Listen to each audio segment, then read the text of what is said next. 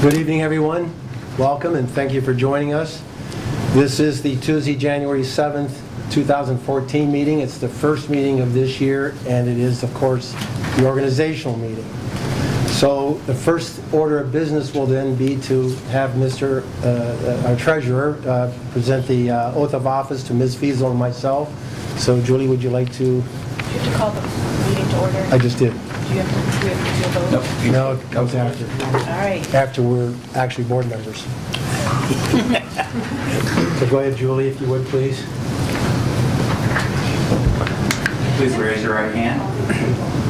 After you're done, say, I, Julie Wagner-Fiesel, do solemnly swear that I will support the Constitution of the United States and the Constitution of the State of Ohio, that I will faithfully and impartially discharge my duties as a member of the Board of Education in and for the said Olentangy Local School District, Delaware County, Ohio, to the best of my ability and in accordance with the laws now in effect and hereafter to be enacted, during my continuance in said office until my successor is chosen and qualified.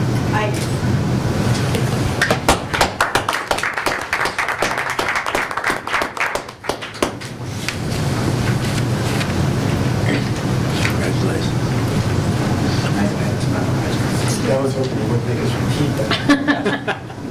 2 words at a time. I, David King, do solemnly swear that I will support the Constitution of the United States and the Constitution of the State of Ohio, and that I will faithfully and impartially discharge my duties as a member of the Board of Education in and for the said Olentangy Local School District, Delaware County, Ohio, to the best of my ability and in accordance with the laws now in effect and hereinafter to be enacted, during my continuance in said office until my successor is chosen and qualified. Thank you.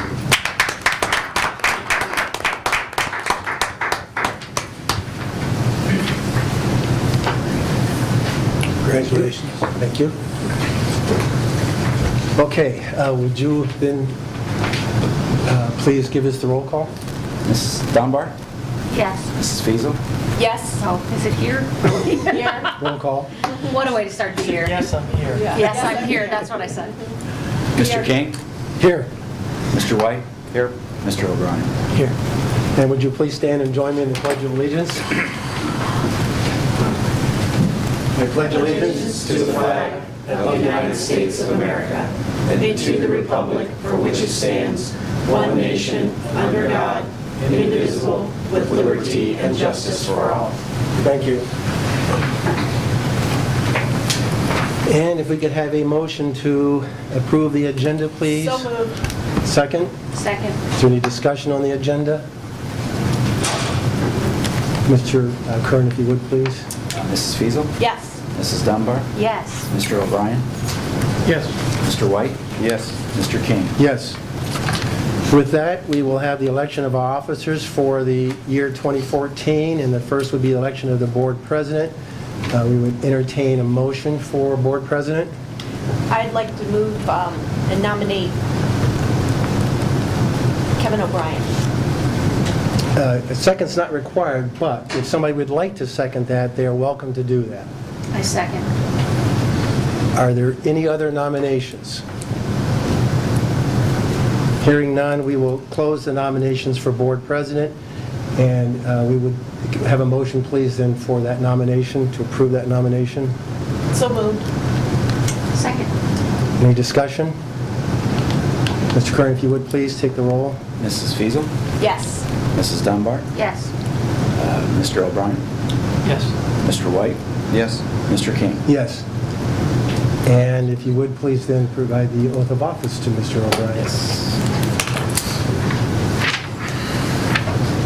Yes, I do. Yeah.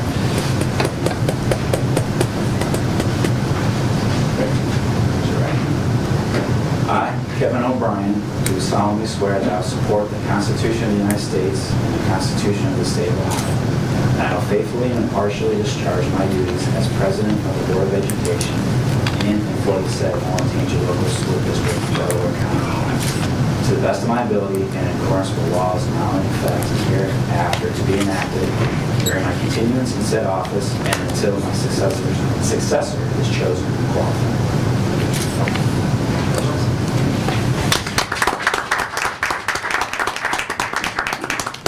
Congratulations, Kevin. Thank you.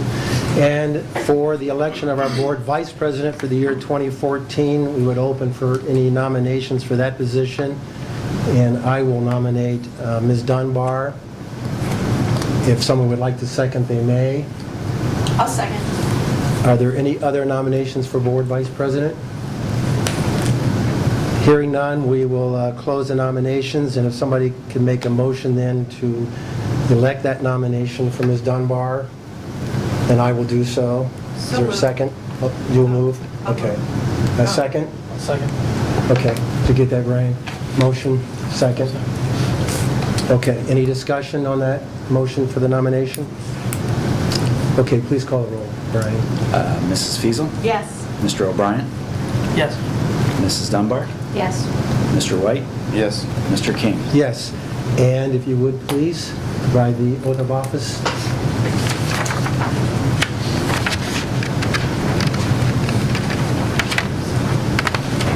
Kevin, we can switch if you like, if you want to take it the rest of the way.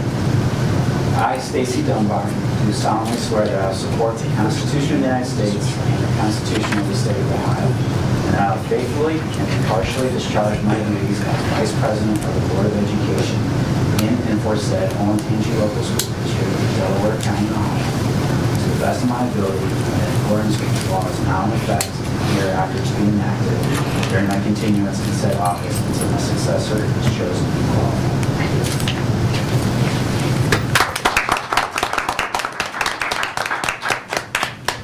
Congratulations, Ms. Dunbar, and we'll switch seats here so Kevin can take us through, as president, the rest of our agenda.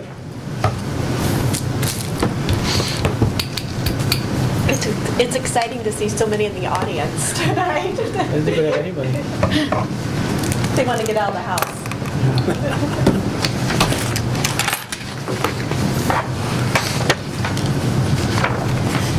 Okay, so we will pick it up with the board action items.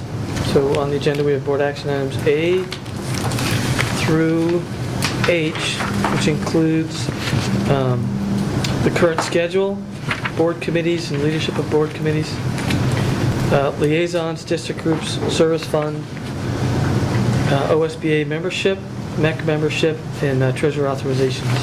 So let's do this. We'll make a motion to consider the act, I, J, and K, I'm sorry. Superintendent authorizations, the purchasing agent, and the facilities authorizations. So if we could, we'll take a motion to approve, and then we've got to actually fill some of those roles. I think you fill those roles in discussion. Do you want to pull some? Yeah, can I pull A, C, A, C, E, E, G, G, H, H, I, and J? and J. Put those together, please. So let's do this. Let's do the smaller bunch first. We'll, I'll entertain a motion for board action items B and D, which are the board committees and district groups, F for OSBA membership, and K for the facilities authorizations. I'll move to accept. Second. Okay. Can we have discussion? So let's start with item B in terms of reestablishment of the board committees. I want to set this up because in the work session that's going to happen in probably about 5 minutes, we're going to talk about the changes that we're going to make to, or there are proposed changes to consider for board committees. So we thought it was important just to go through the procedure in the organizational meeting, set those up, begin the process and dialogue. Considering the changes, we can always adopt the changes at a future date, but let's set the year up right and then go from there. So it may seem repetitive, but I think it's important just to get it set up right, and then that way we can appropriately vet and consider the proposed changes. District groups, okay, so we'll come back to the board liaisons. Okay, so with that, the groups were identified in committees in Agenda B. Anyone have any questions or discussions on the items under consideration? Seeing none, we'll call the roll, please. Mr. King? Yes. Mrs. Dunbar? Yes. Mrs. Fiesel, Yes. Mr. White? No. Mr. O'Brien? Yes. So that item passes 4-1. On the committees, the district groups, membership in OSBA, and the facility, Director of Business and Facilities Authorizations. Okay, now I'll entertain a motion to consider board action items A, which is the schedule, C, which is the board liaisons, which we need to identify still, the board service fund, the membership in the MEC, treasurer authorizations, superintendent authorizations, and the purchasing agent. Can I have a motion to move forward into discussion on those items? So moved. Can I have a second, please? Second. Okay. In terms of discussion, let's start with the board liaisons. Well, let's go one at a time. Board schedule. We'll do our best to adhere to that schedule, but we know things will come up, and we'll obviously properly notify. As of tonight, it looks good. Yes. As of tonight, everything looks fine. You're talking about the board meeting schedule? Yeah. The board meeting schedule, yes. I just have a conflict with vacation on the February meeting, First one and a second. the March, February meeting. The first one is, I'll be on vacation. The March 13th? Yes, Okay.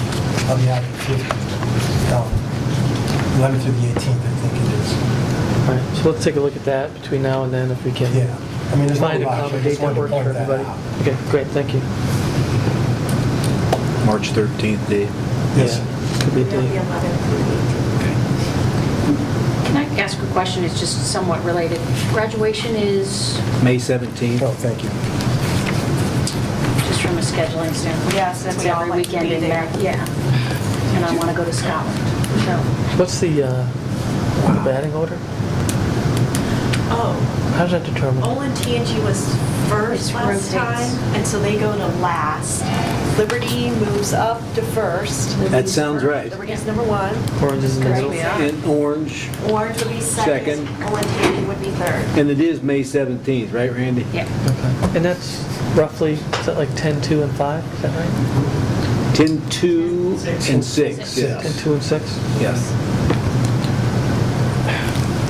I have some neighbors that are planners and already asked me. I want to go to Scotland. And that's- Wow. That is planning So ahead. I'm either going to miss one of the May meetings or go And to... it's graduation. Yeah. Okay. Anything else on the schedule? No, thank you. Would be a board meeting? Yeah, that does conflict with college graduations. I Yeah. think you should go to Andrew's graduation. Especially after. Yeah, law school. Okay. Okay, let's move to item C, board liaisons. So, everyone have Exhibit C? Okay, so the first one is the Business Advisory Committee. I believe currently that's Dave and I. I'd like to retain that. Dave? I would like to stay on that. So if we could put O'Brien and King in there, unless anyone else has a strong desire to go. Yeah, somebody else. They're very productive meetings, good interaction with business community. Okay, Development Committee? I would like to keep going to that. I know they won't believe that I said that out loud, but I do. Okay. That's my group. Yeah. Those are my peeps. Julie? Unless Adam wants to do it, I can. Adam, any interest in Development Committee? Go right ahead. No? Okay, Julie?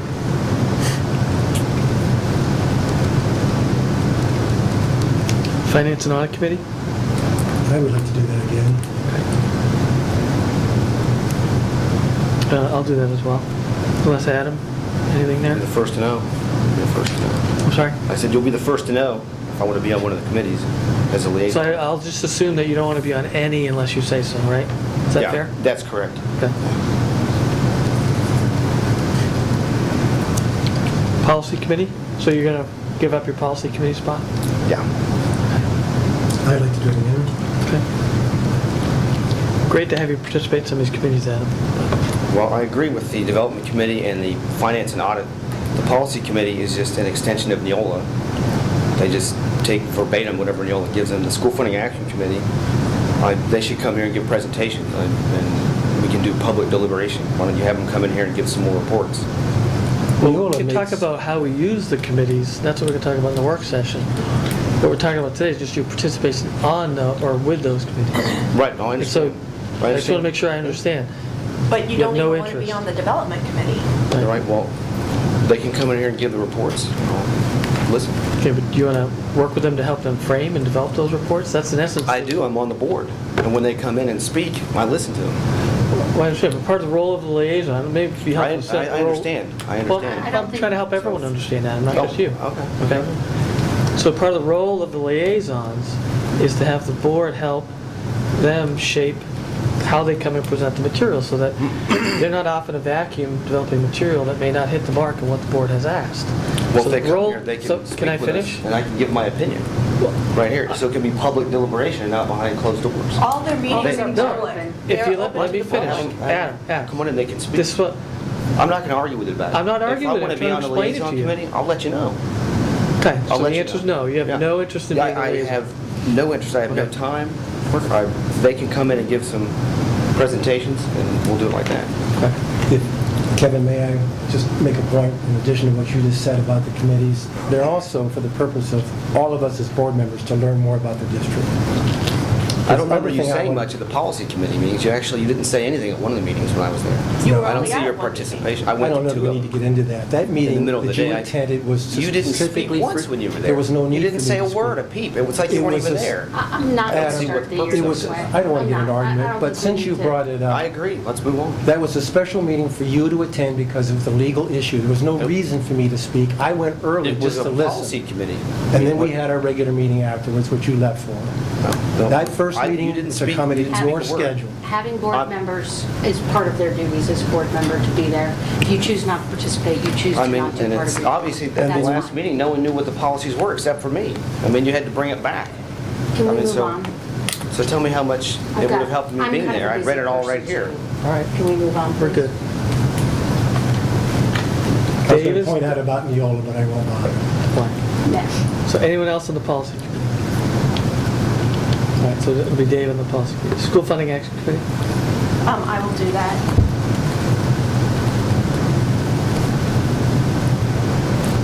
I can serve as a backup on that, Julie, if you think it's necessary. Anyone is invited. Yeah. They're all open meetings. Just for clarification, all of the board committee meetings are all Are open public. meetings, and they're all published on our website, and they're all open to the public. Okay. So that's it for the board committees. We also have regional assignments to various groups. So Delaware Area Career Center, did Julie want to continue on that role? Yes, because it would be my fourth year. I would love to take that away from her. And I think by process of elimination, I'm going to be the president that next board. year. That's great. Or this year. So I think that's good for Olentangy to have strong representation on the board, on the leadership board. Very much so. Okay. OSBA representatives? I'm the current student achievement, Are and you? I'd be glad to continue that. Okay. And I can continue with the legal. Okay. I think I was a delegate, I think. Yeah, you were, because you can walk across the street. I know, I will Also, support. I need an alternate, just in case Kevin. Okay. As a delegate, anyone want to be the alternate? What does that entail? If he doesn't, I get shot. Oh, well. I'd be glad to do that since I'm across the street. Okay, in the Regional Council of Governments, I don't even, last year, when I looked it up, it says will be filled as needed, if there's anything that comes up. Yeah, that was TBD. started back when Jim Fedeko was on the school board to try to get other governments involved, and I don't know that they've met anymore. I think there's other groups that are meeting now in place of that, get Liberty Township, Orange Township together. okay. So I feel it the same way, and probably next year, if we, 3 years in a row, we just drop it. Yeah. Right. Don't do it. But as needed. One, too, that I looked back last year, Olentangy Education Foundation, if there's Oh, I a know Dave's representative. It's, Is that a designated board seat on OEF? Is that what that It is? was last year. Yeah, It is now. it is. Yeah, I would love to do that again, too. Right, get that amended to the exhibit. What's that? Get that amended to the exhibit.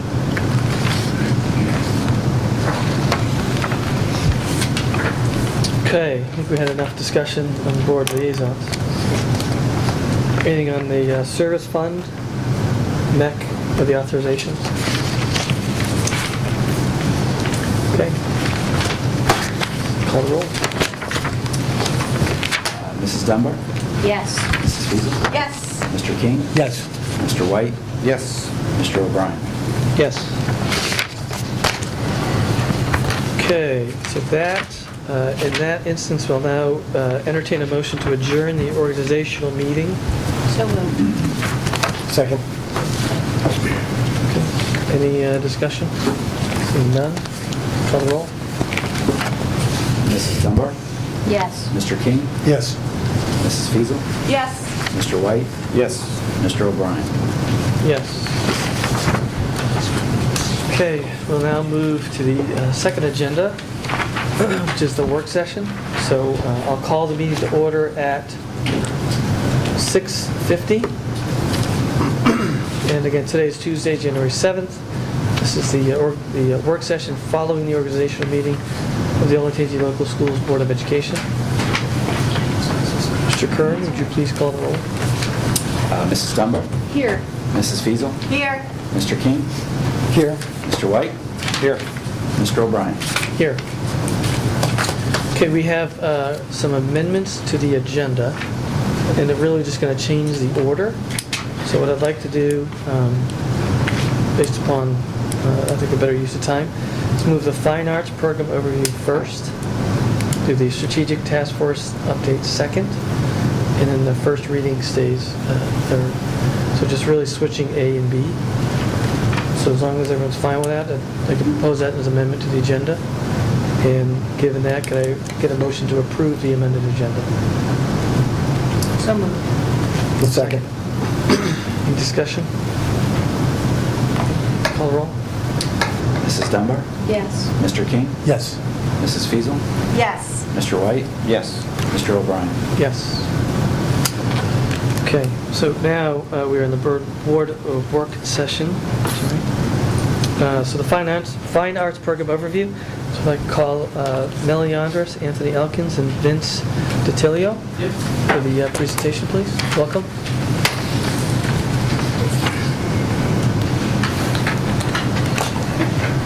Members of the board, thank you for giving this opportunity to give you an update on fine arts in Olentangy Local School District. My name is Anthony Elkins. I am the supervisor of elementary curriculum. I'm Melanie Andres, supervisor of Gifted Education and Federal Programs. Vince DiTilio, supervisor of secondary curriculum. And so one of the things we wanted to just touch on and start with is really emphasize that within the Olentangy Local School District, we emphasize educating the entire child. We are all about the whole child.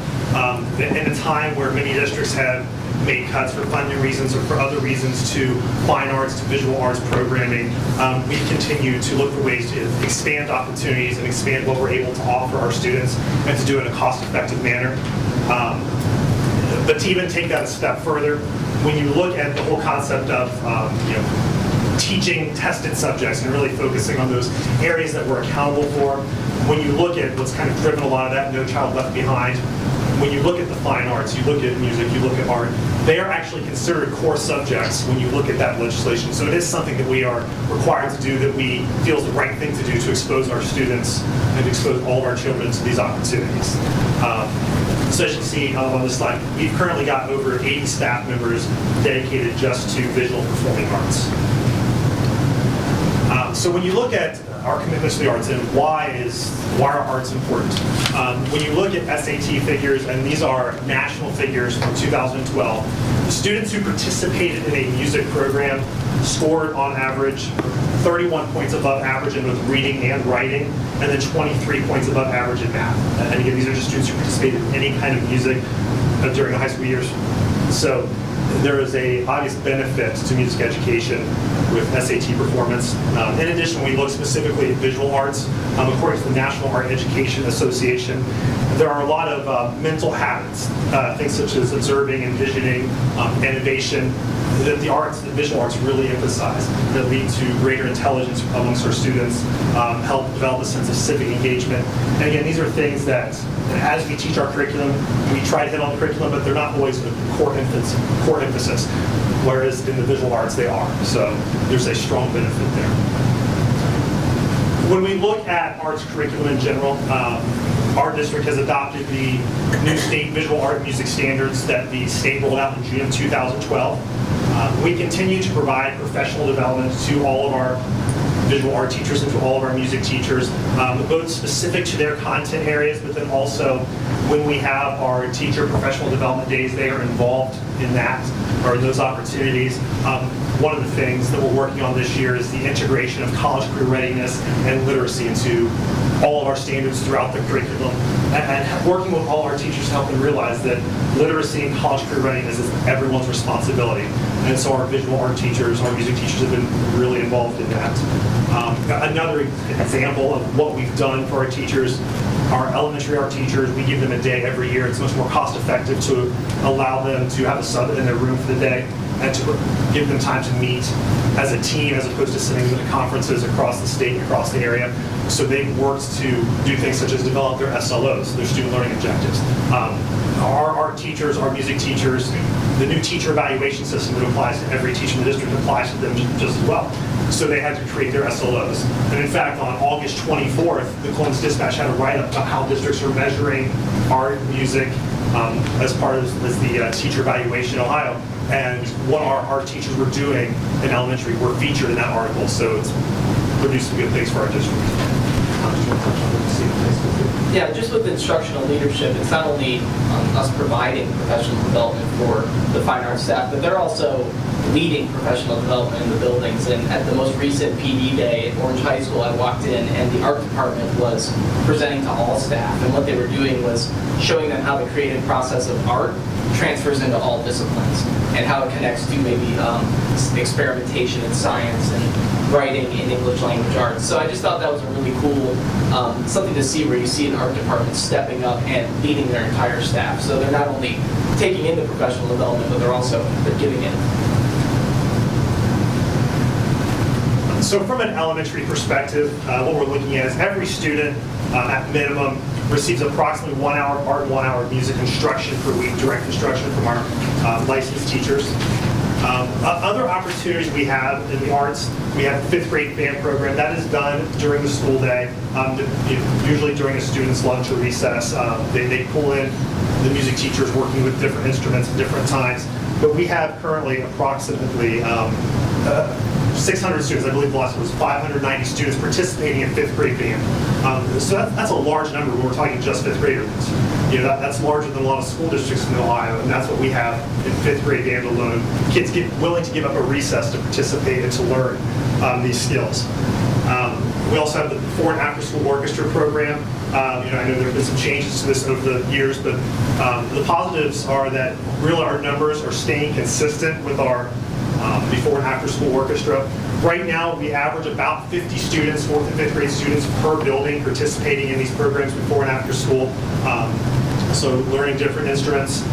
And that participation has actually been fairly consistent over the last several years, even though enrollment at the elementary level is starting to go down. So we're seeing some real strong participation as far as those orchestra numbers. Another wonderful thing we're doing is the voluntary choir programs. Those are the music teachers generally, and most teachers, or in most buildings, who are leading those.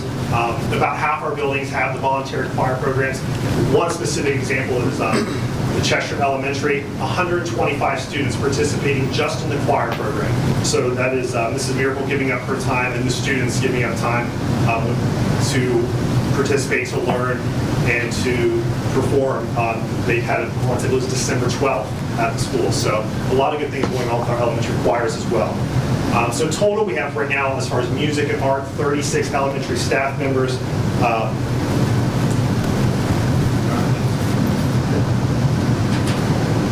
I'll take us into middle school. And I think Anthony did a nice job of sort of talking about the strengths of the elementary program. And it's important to know that those kids are coming to the middle school expecting to continue that, and parents are too. And when we look at the middle school, it's really an opportunity for students to continue to build the skills and knowledge that they started in the elementary, but also it's their sort of maybe one of their first chances to start to apply those to different aspects of the arts. So when you look at visual arts, for instance, you're going to see students, they have a chance to take an elective 6th through 8th. They can take an elective in 6th, 7th, or 8th grade for art.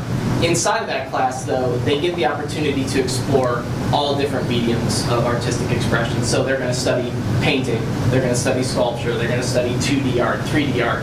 And really what that's doing is getting them set up for the high school experience, which is where they really get to really focus in on something that they're interested in. So it's a nice time for them to explore that content in the visual arts. In the performing arts, they get the opportunity to take band, choir, or orchestra. Some students take one, some students take two, some students take all three. But I think the key theme here is we started to give them a choice as to what they're interested in. And that, I think, is really important because when we talk about the high school, the idea of choice is really important in the fine arts at the high school. So as you can see, we have 18 middle school art staff helping out in those areas. At the high school level, I really feel like my time here, this is where it really flourishes. When you walk into any of the 3 high schools, I mean, it is evident, you cannot miss it, that the fine arts are alive and well. I mean, really, every corner I walk into, it's like there's something to look at. And I think that's really a testament to the fine arts program, that students are producing quality artwork, the teachers are displaying the artwork, and obviously Melanie will talk about the recognitions they're winning for that. So when you look at that high school program, it's the amount of offerings. I mean, coming from a small district myself, I mean, we had a strong arts program, but we had nowhere near the amount of opportunities that these students have. And if you look at, for instance, in the performing arts, you have your core areas of choir, orchestra, band, and theater. But just inside theater, you have acting 1, you have acting 2, you have stagecraft, you have music appreciation. I mean, there's just so many different aspects to these areas, and it's amazing that students are getting to study acting 1 and 2 in stagecraft in high school. I don't think there's many places that do that, so I think that's a really interesting part of the program. In the visual arts, it's the same thing. I mean, kids are taking anything from painting to jewelry, and I think that's so impressive because it's not only they get to look at those areas of art, but a student can take painting 1, 2, 3, and 4. And when I met with these departments for the first time, they're telling me students are leaving with portfolios of art. They're not just taking these classes. I mean, students are leaving with legitimate portfolios and getting into art schools with them. So I think that's a unique aspect of the fine arts program, and it's something we should really be proud of and really value. Another aspect just to mention is that in both the performing arts and visual arts, we have AP courses. There's AP Music Appreciation, and about 61% of the students that took that last year got 3 or above, and it's a very hard test. AP Art History, 70% of students getting 3 or above. So it just adds to the amount of offerings that we have. And this isn't really part of the fine arts, but I wanted to mention also the applied arts, because that's also a really important part of the program. And you look at things in the middle school like modular technology, which has robotics and a little bit of coding in it. And then at the high school level, we have wood technology, architecture, CAD, all kinds of other things that students can get interested in. And in that same arena, we have extracurriculars. I mean, there's some kids that don't have time in their schedule, or they don't have time to take the class, but we still have art club, the International Thespian Society, things where students can get involved. And in my short time here, like I mentioned before, it's really evident when you walk in the buildings. And I think that is something that I think everyone who walked in would notice, and I think it's something that is a testament to the strength of the fine arts program in Olentangy. As Anthony had mentioned before, the arts are really core subject areas, and that carries over into gifted identification as well. The arts are a required area of gifted ID from the state of Ohio. We have a nomination process where our special area teachers nominate students that they see with different areas of talent. Those students then complete a behavioral checklist related to artistic ability and overall creativity, and students that move through that step go to a performance evaluation process. We have teachers in the district that volunteer their time. Our music teachers, we have about 8 to 10 music teachers that spend an entire Saturday with students just evaluating groups of 50 at a time that go through this process. It's a process that we've tried to revamp over the last couple of years. We weren't doing much with the areas of dance and drama, previously, and so we're trying to beef up those areas as well to get teachers to nominate students that have those talents in those areas of potential. And currently, we have 273 identified students district-wide in one of the arts areas. Parents are provided with the results of the identification process, and we support them with information from various local organizations about different enrichment opportunities that might exist within the district or within Central Ohio. And then teachers are also provided with those identification results, so they're able to differentiate their instruction to meet the needs of those high-achieving arts students and have that information at hand to, again, provide enrichment both within their classrooms and outside of the school day.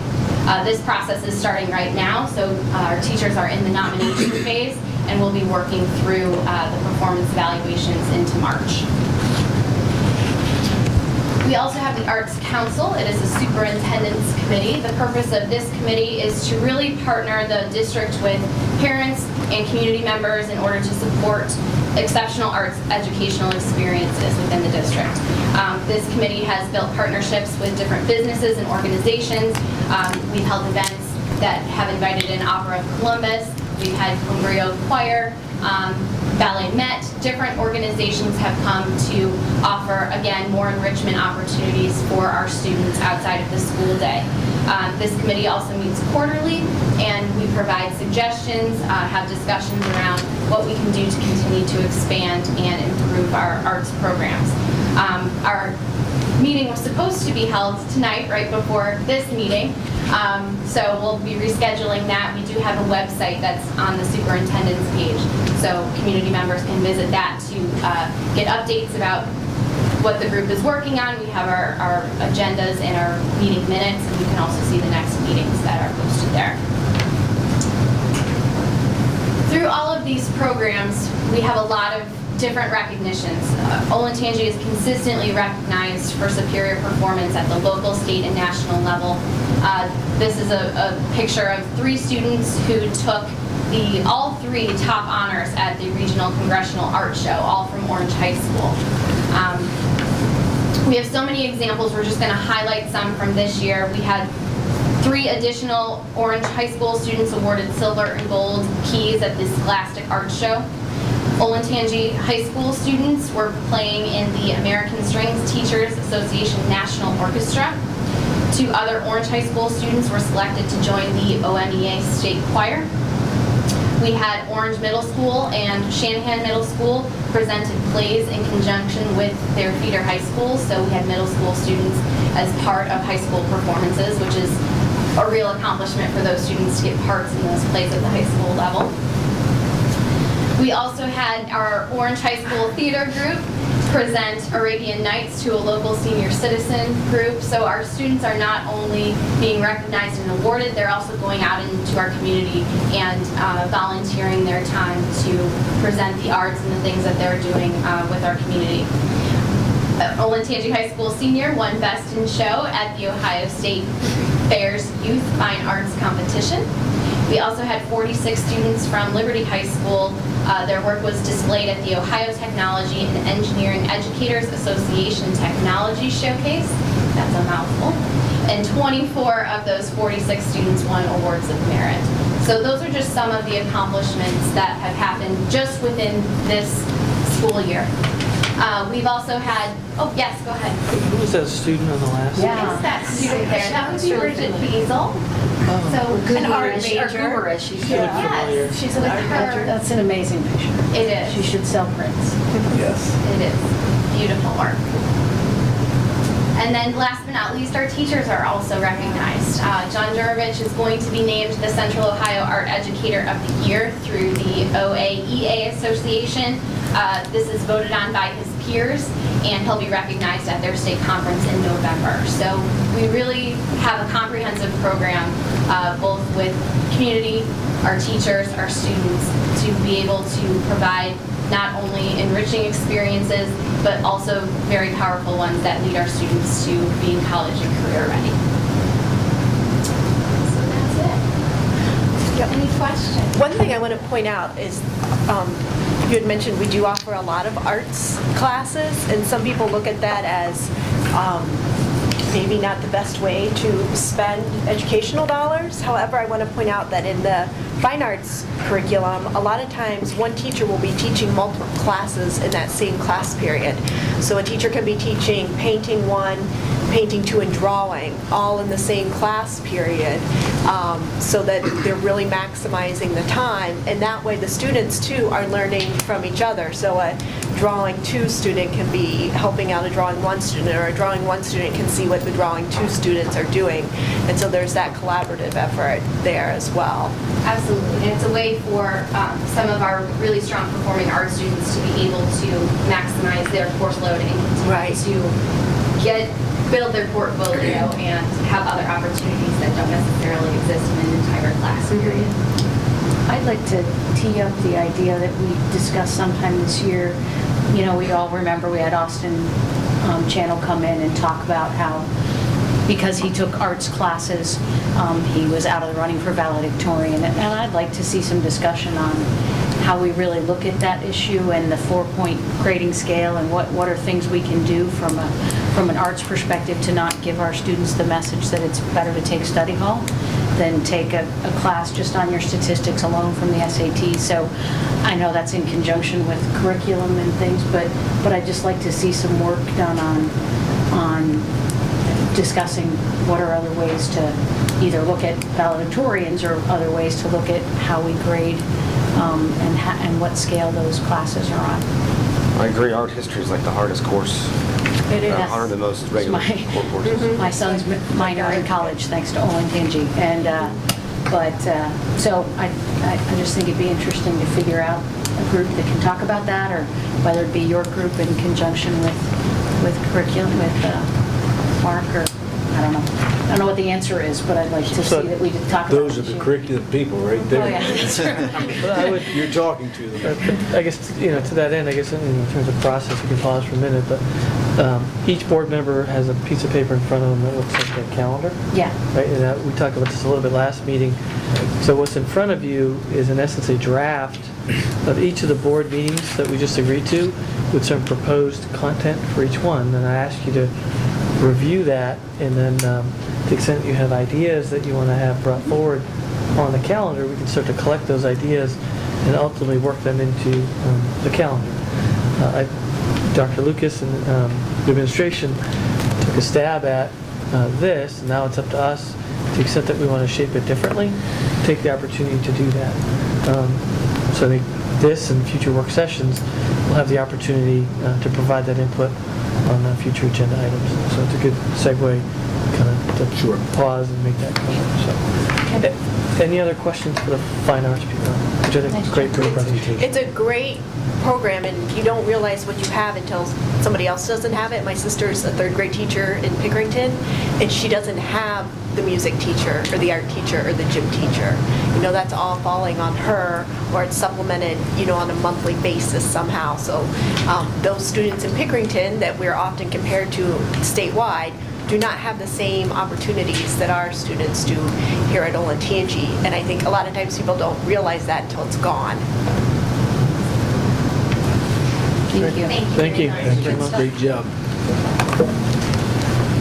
Okay, so the next work session item is now item B, which is the Strategic Task Force update. Now, I'll set up the topic, and then I'm going to turn it over to Stacy and Dave.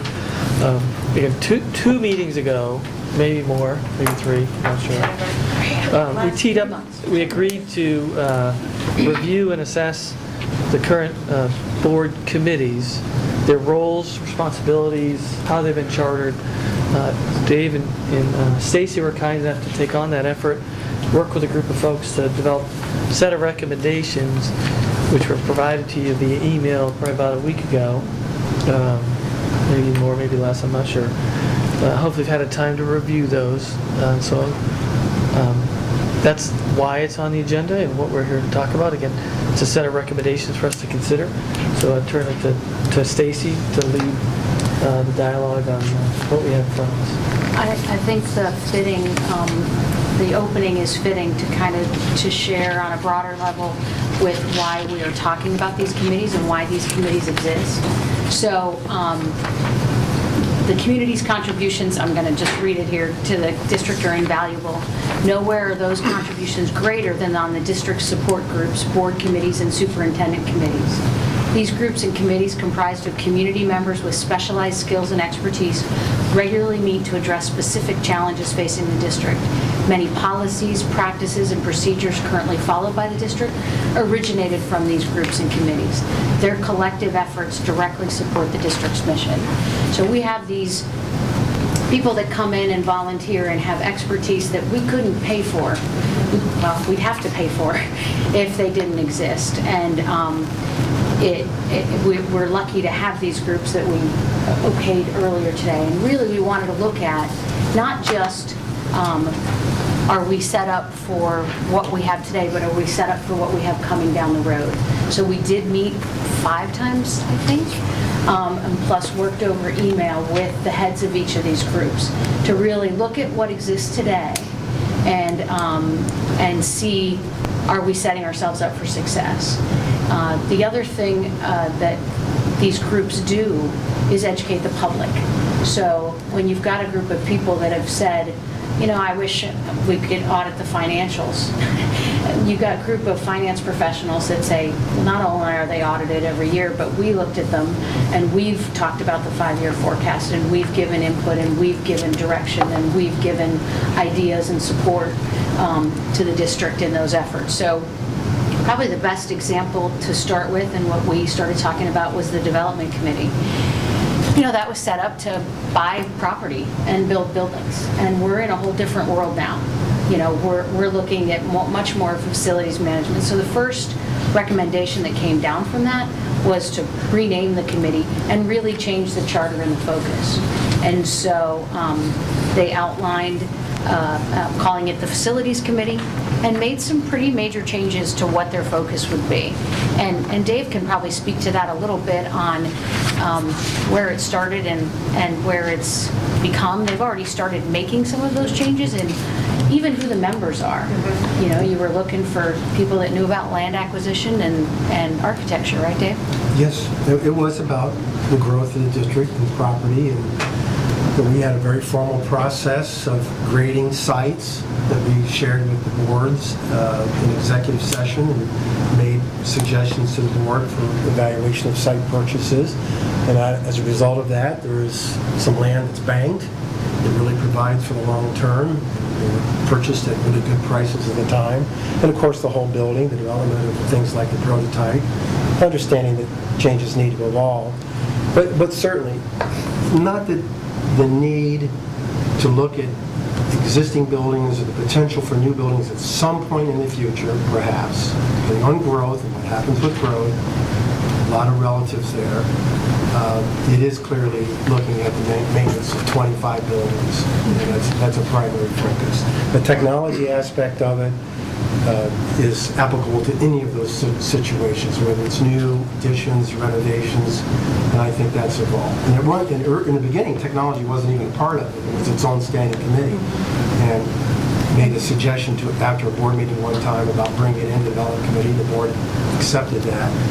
And that's where it is today. And that's one of the recommendations. So the 2 recommendations, the 2 main ones around development committee are changing that focus to a facilities committee and taking that really specific technology piece out. And there was a lot of discussion about making it its own board committee, technology and innovation. That committee exists today at the superintendent level. And they're talking about how that technology supports curriculum and those sorts of things. We took the really specific things about the technology, about do we have the right bandwidth, and realized as we had those conversations, Mark Grafe also participated in these meetings, that they were coming down to one and the same. It wasn't about can we get a building and make sure it's wired correctly. It was can we support what we need from a testing standpoint, what we need from a technology standpoint, not just for the teachers, but for the students as well. So our recommendation, and the group worked on a charter and some more information for the Technology and Innovation Committee and passed that on to Dr. Lucas for that committee to look at and say, okay, we've got a little bit of expanded responsibilities, and then have those things come together through finance on, okay, here's where we're recognizing what we need from a curriculum standpoint, from a facility standpoint, from a wiring, from a equipment, and how do we fit that into the forecast. So that's the first major change on the development committee. Does anyone, do you want to talk about each of these individually? or- Yeah, let's take them one at a time. Yeah, one thing I just wanted to add to that is that since I've been sitting on the committee several times off and on, and this year back on, they've kind of adapted. They took it on themselves too to make a lot of these decisions. So I don't want it to think like we're coming up with these. No, We're they've seeing been this operating natural this- progression. It's a natural It is. evolution of, Exactly. as the district matures, this is what they're focused on. Yes, which I is think great input from them. A great example is how we use them on turf. Right. Oh, Right? absolutely. Use their construction and architectural experience and expertise, develop a set of standards so that we knew we were putting in quality product that's going to be a good reflection of, on the district. So things like that will continue to happen. I think that's a great focus for this group and for this community. And it's about just getting it updated. They've been doing it in practice for a while, but if you look at the charter on the website, it says they're acquiring land. So Yeah. Ralph was able to really work to, everyone had homework in this, and Ralph, as head of the development committee, really worked on this, took it back to the committee, discussed what they should be looking at, and I think did a really nice job of narrowing their focus to what they really need, and at the same time expanding their responsibilities on realizing, hey, we've got a hole here and we don't have someone with this kind of experience, and we really should be looking at people that have this kind of experience. And so they've been working that way, and now it's captured here in this proposal. And if I may, before we get into each of these and more direct conversation about each of these committees, let me just add one comment about the overview. One of the things I thought was extremely important about the conversation that came out of the very first session was the importance that these committees, whether they're board committees or superintendent committees or subcommittees, that they have a dialogue with one another. And that's been attempted in the past, but I think with everybody sitting at the table, that really came forward, that whatever that periodic meeting schedule might be, and not formalized, but it is needed, that these groups, that these presidents or representatives meet and share information. Of course, we can think of a lot of examples. Yeah. Well, I think a good example came out when we were looking at classroom size. Mhm. And we used to build buildings based on numbers, and we never looked at curriculum. And so now when you Yeah. look at curriculum and scheduling, you see a different building. And that's part of this proposal, that executive committee Yeah. that meets 2 or 3 times a year, and has the heads of those groups coming together.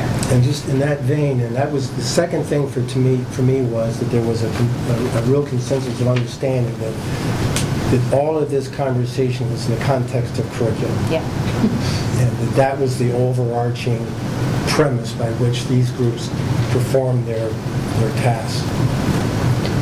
So I think there's like an important framework that's established with the facilities committee that we should probably think about floating through the rest of the committees. And it's, in essence, the community members are the members of the committee. The administration is, in essence, the administrator of the committee and provides content to the committee and drives a lot of the work. And the board member is a liaison to the committee versus, I don't think the administration really should be members of the committee. It should be support to the committee, much like the treasurer supports that finance committee, the way facilities supports the facilities committee. And I think in a few of these, we gotta tweak it a little bit, the way the recommendations are written. It would appear as if the administration's on the committee Right. versus helping facilitate the work of the committee. It's a fine kind of point, but it's an important framework about roles and responsibilities of members versus administration versus the board role on these committees. Can I just add to that too, Yeah. since it's a more comprehensive statement? For me, these committees, especially as I read information like Stacy put it together, the drafts, et cetera, all of these committees kind of broke into 2 areas for me. One was those groups that are looking at more comprehensive, global as needed issues. So an example that would be, of course, the development committee. It's not dealing with the day-to-day. And the other group for me was the more pragmatic nature, not to make that sound diminished, but the more a better way to say it is the more day-to-day operations of the district. So a perfect example of that would be communication and for me technology, as we talked about the technology. Whereas those groups are, every day there's something going on that involves that activity. Whereas finance and audit, those people come in for, particularly for the 5-year forecast, and that's their mission, that's their focus. And I saw a clear distinction between those two groups. And that's interesting that you say that, because technically, school board members are not to get involved in the day-to-day operations. Correct. Like, we would never have a hiring committee. That's what we have Mr. Marsh do. You We know, only have and- these- Well, wait, maybe we need a hiring committee. Yeah. So that needs to be thought of as we go through Yeah, I this think as so. well. Right. That we all have other jobs, so we don't need to be here on a daily basis. My question, Kevin, to your point, so are you saying that the wording in this, the way it's worded in the facilities is something, Is I is think the the- correct way? The director of facilities is required attendance of all formal meetings of the committee? Yes, that, I think the way the organization section for, I'll call it development for facilities, is the framework which the other committees Okay. should be structured. Yeah, and you'll see that these don't always flow identically because each group wrote their own, so. And I think as the it was kind document of matures, we can start to Right, flow and it. so it was, we got them to organize them by organization, you know, the three, Yeah, the yeah. charter, the organization, the goals and responsibilities, but each of them is written by the committee member, and we laughed because, you know, Mike Tracy's original one and the one that's on the website was 5 pages long. So all of this needs, and that's why I need your input, all of this needs formatting and structure and language, because right now they're written by each of the people on the committee. So I have that expectation, and I like that if we find one, let's copy it and pattern it for each section. I'm glad to do that work once we determine what the structure looks like. Anything else on the development committee, facilities committee, that'll take me a while, proposal? Anything you want to call out, or? Well, I would just point out that personally, I don't have a problem with leaving the technology as part of the development committee, facilities committee, because it's worked well. But if we're going to pull it out, and I'm fine with doing that too, if we're going to pull it out, I'd be inclined, because of what I just said, to say it's a superintendent's committee as opposed to a board committee. And Oh, that's the yeah, that was proposal. my understanding. So Okay. my understanding was technology innovation would continue on as a superintendent's Yeah. committee led by the technology director. Right. And the development, the facilities committee led by Jeff Gordon, director of facilities. And then the finance would play that integration role in terms of looking at that multi-year capital plan. You'd have the facilities piece, you have a technology piece, and the integration of those plans would come from, in essence, finance, who would drive the planning process. And so that's how I envision those two kind of. Yeah, and we just put, there was that second document that was attached that was the proposal for the technology. And Marty from 2020 sat in on these meetings as well, because that's one of the reasons we started talking about this. Is there a gap somewhere from how do we really visualize and operationalize what 2020, the work the 2020 committee did, because that committee doesn't exist. And so that really fell into that. And there was a lot of discussion about taking it to the board level. But to your point, it was a day-to-day, and it was really tying in the day-to-day technology things with the larger overall curriculum and development needs. So yeah, it would stay, it would be pulled out, and we rewrote that language in that document. And that's just a recommendation to you from I just want to make sure that from it's clear. administrative, yeah. Well, I think also something to ask yourself, just going back to the history of how technology was pulled into the development committee. If we do pull it out, are we looking for a member to serve on a facility committee that has technology background?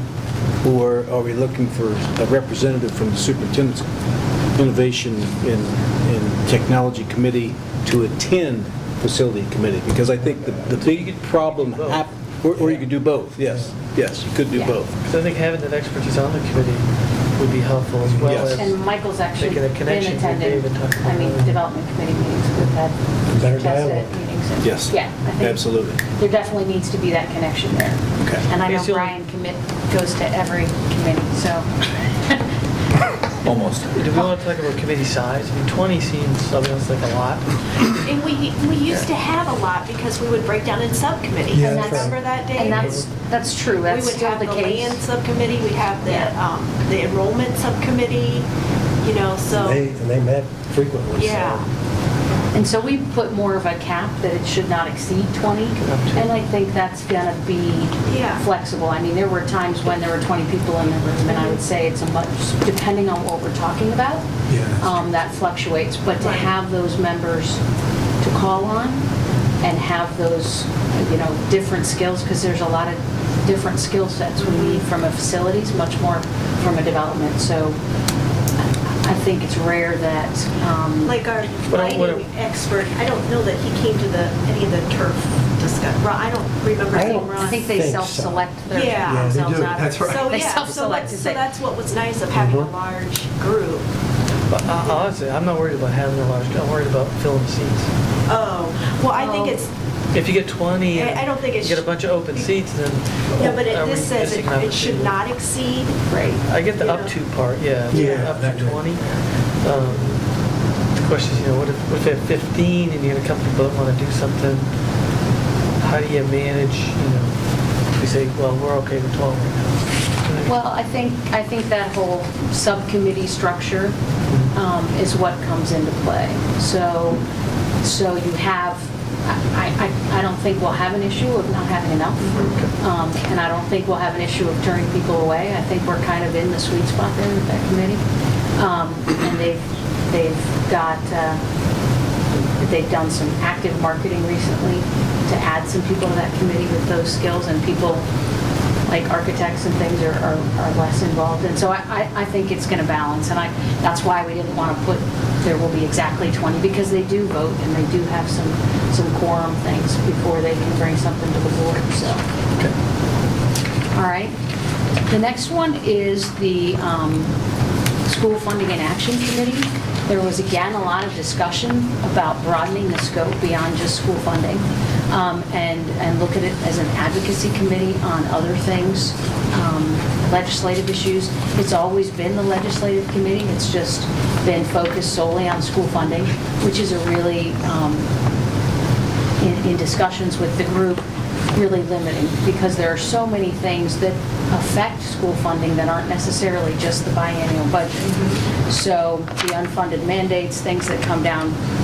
So there was a recommendation to change that to more of a broad advocacy committee, and a lot of back and forth on how that would operate and how they would serve as a resource. Some of the things that were brought up are outlined here, of informing the board on legislative issues, collaborating with local organizations and government, all at the direction. Obviously, all of these board committees don't do anything that the board does not tell them to do. So even when the development committee wants to look at something, or the school funding and action previously wanted to look at something, they don't even start the research on it until they bring it before the board and say, is this what you want us to focus on? So we'll have like a vote on the, so we're going to have a vote for what they are going to go advocate, like which side of the issues to be advocated? It wasn't so much that the board is taking a position, but it's what are the things that are really truly affecting the district and could affect the district from a legislative I perspective. like the first part where it says it identifies, researches, it monitors legislative issues, but then it gets into advocacy, and then that gets into the question of who are they advocating for, like who's deciding which side of the issue is being advocated. Like you can have people going and saying opposite things, you can have Yeah. the groups going off doing whatever they want, but the first part of it is excellent. I like the Yeah. They've never researching. had divergent ideas, because it's always been for the good of the whole and the good of the district. And one issue that came up when Kathy Eppaberry was the chair was the childhood obesity bill. And you don't think that has to do anything with funding, but there was a piece in the bill where school districts were going to be required to record the weights and report them of all the students. And that is an unfunded mandate because we were going to have to be paying the nurses to go and track the students' weights, collect them, and then submit it to the state when they could be doing other things that our students really need. And there was nothing, it wasn't tied to our educational purpose at all. And so we advocated against that piece of the bill, and that was pulled out and it wasn't made mandatory then. So that's an example of how this group advocated, against something that really wasn't an educational issue, but was going to be affecting us funding-wise. I don't foresee us, going out and advocating on divergent issues from the school board. So I think what we need to probably make clear in the responsibilities piece is that the group should be very focused on education and educating the board, because like to Adam's point, ultimately, they can't advocate on an issue unless the board has voted or taken a position. Yeah. Right. Because they can't just have this renegade group off Right. advocating. The other thing that needs to be done, and I hear this constantly at the State House, is our elected officials say, well, I'm voting this way because I have not heard from my constituents. We've heard Or that quite a Or bit. I've heard from 5 constituents, and they want me to vote this way, when they haven't heard from the majority. And so, in meeting with our elected officials, that's what they are telling us. We need to hear from you. So, they're going to hear from us at the next, well, actually, there might be a budget, what do they call it when they do it? It's a thing that Governor Kasich invented, where you look at the budget in the off-budget year, and this is an off-budget year. It's a mid-year budget review, MBR. And so they're going to look at it, this spring. And so we need people to be watching it so that if they're going to change school funding again, we need to advocate that. We also need to go out and inform our district that not only when we lose a student to a charter school are they getting the full state amount of $5,750, but charter schools are also getting a maintenance fee or whatever they call it, of $1,200 a student that we don't get, and I don't think the public knows that. So it can be not only advocating us, but advocating and educating, the public on education issues that are before our elected officials. But I think that's where a lot of the conversation went back and forth, and my discussions for those that called and talked about this is how do we determine what those issues are without, taking political stands on things, but still looking at district issues. Yeah. So this needs a little bit more work, but I think it is broader than and the committee's consensus was it's broader than just school funding, because that committee has ended up just being biannually, doing a letter writing campaign when it comes to school funding, and there's things that happen every day that are coming through legislatively that affect things like, the Affordable Care Act and things where, us being informed about that on levels and then being able to communicate and advocate on the district's behalf would be important. So Another thing I just thought of, when this committee was first formed, they did a brochure educating people on how schools were funded. And that has changed so much, and maybe they, need to focus back on that, on the elementary viewpoint of how school funding really works, so that when we do ask our voters to contact their elected officials on the funding issue, they are understanding. So what we're maybe, telling them. Julie, we can, Oh, go ahead. I was going to say maybe we can work a little bit on the language and get, as one of the strong legislative reps on the board, get some more clarity around language and bring back a secondary proposal that kind of is more specific in the language. Because I like the concept. It's just It's how do you make just sure how do you make it's sure workable. it's, Right. Right, to and we Adam's don't- point, not divisive. For a while. And that's a good segue. I like the concept too, and I think you raised some excellent points. So just the two things that I wrestle with are, I'll call it scope creep or mission creep. That all of a sudden, intentionally or inadvertently, you start getting into areas that you really don't need to be getting into as a board or an administration. And I could even think of a couple examples, I won't mention them, but there were two, in the last 6 months, there's been two events that occurred that it's just as well we didn't get involved with, even though there were those who wanted us to get involved with them. But they worked themselves out without us putting Olentangy schools in a position of it bites you later. The second thing is, whether it's a board committee or superintendent committee, for me, this is almost a day-to-day activity. I understand the global notion of it and the importance of it. Your points are well taken by me. But I know that Dr. Lucas, just in the conversations and what he publishes to us, it's almost, maybe I'm exaggerating a little bit, but it's almost a daily activity for the superintendent's office. But having these conversations that affect school funding, whether it's meeting with state officials, whether it's meeting with other superintendents, et cetera. Maybe, is that fair to say? So I want to be careful that how we charter this and what its mission is, that there's strong communication, whether it's a board committee or superintendent's committee, that one doesn't adversely, inadvertently affect the other. Where he's having these conversations, he's the point person for this district in these conversations, but then the board takes some approach that's contrary to that. Communication, I think, is extremely important. And I'd be curious. That's true with any of these Yeah. committees. Well, especially I mean, district. development. And I understand that, but I want to give you an example too. He's constantly talking to our elected officials, thank goodness. However, they want to hear from Joe Boder.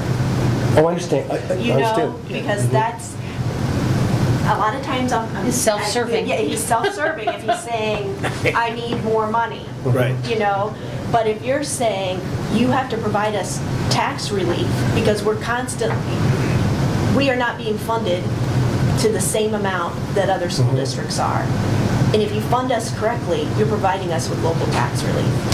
And you're a voter. And I agree with that. I just want to be careful that the message is coordinated. Well, yeah, I think And they it's all serve at the pleasure of the board.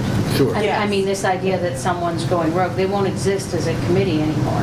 So, I mean, that could happen with any of these, that someone's running off doing their Sure, own thing sure, and signing sure. Olentangy's name. And we control that. There are committees, same with superintendent committees.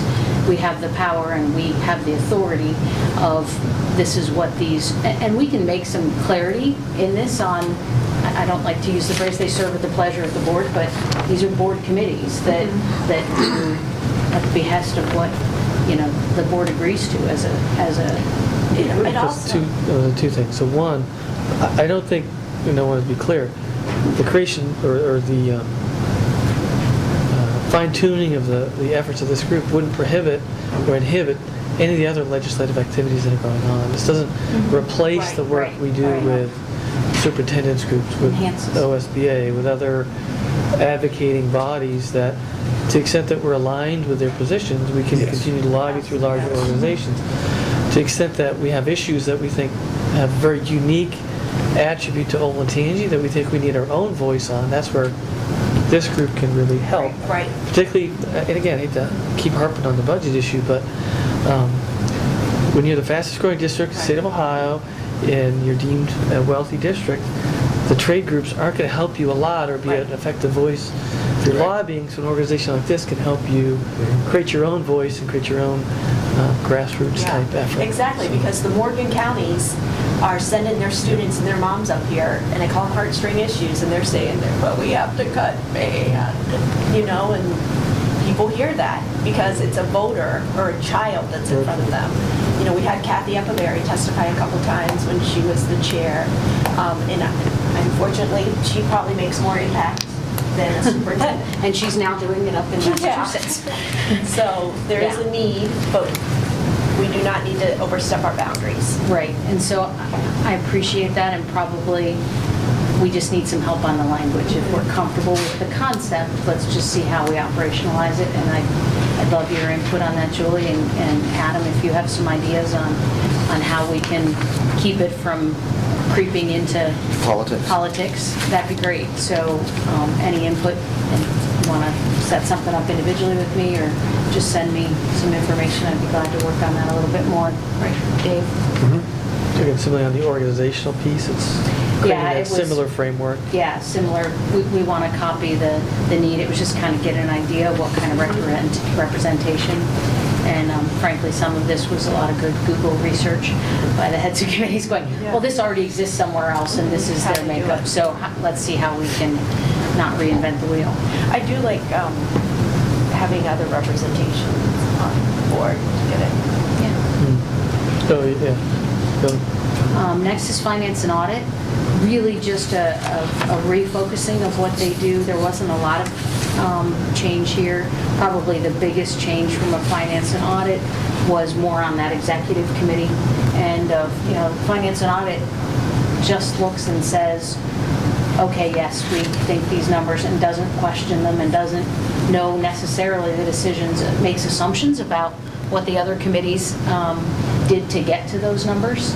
And so their biggest input was winnowing down the 5 pages of previous information and then really focusing on how they could communicate better, to Dave's point, with the other committees and understand why the decisions were made the way they were made and what those committees are doing that will affect the 5-year forecast. So not a lot of changes there. I just have a question on the organization. It used to be for this committee that they would submit an application or resume, and the committee would go over it to make sure that they did have the necessary financial and legal background. I just Yeah, I want wanna- to be sure. there are a couple global issues we need Right. to talk about in terms of How they're selected. the whole selection process, right? Because it's, right now it feels fairly haphazard, Right. committee to committee. And similarly, I think you and I have talked this a little bit. Yeah. Ultimately, this document should start to form the basis of a policy document on Yes. Right. who are the committees, what do they do, how are they chosen, how are they managed, kind of a structure. Yeah, and that's covered at the end of these. Really, the process that exists now for some of the committees is they get the resumes, they decide, and then they present them to us. And it's really, we all talked as a group about having the board be responsible for looking at those, vetting those, communicating, being members of those and attending those committee meetings, non-voting members, finding out where those holes are and knowing what needs there are and helping guide that process of getting people on these committees, because they're board committees. And the committee, we certainly want them to get the people they need, but we should be on the front end of that process, not on the just approval end of that process. Anything else on finance and audit? The next one was a new proposal. One of the things we looked at is when we started talking about this is where maybe are there some opportunities that are available, and that was a communications and community outreach. And this kind of went back and forth as well. And I know in my discussions with board members, there's concern here from that day-to-day. And it was more than the original conversations were around supporting, buildings and communications activities, and that is a day-to-day focus. This actually, the conversation was more around the community outreach piece. We do things every day, and for a district our size, we are out, you're at coffee chats, you're at putting out brochures, and there's just still a gap on accurate and favorable and unfavorable information, and then school plans and programs. And there is currently a communications committee, it's a superintendent's committee, and fills some of that need.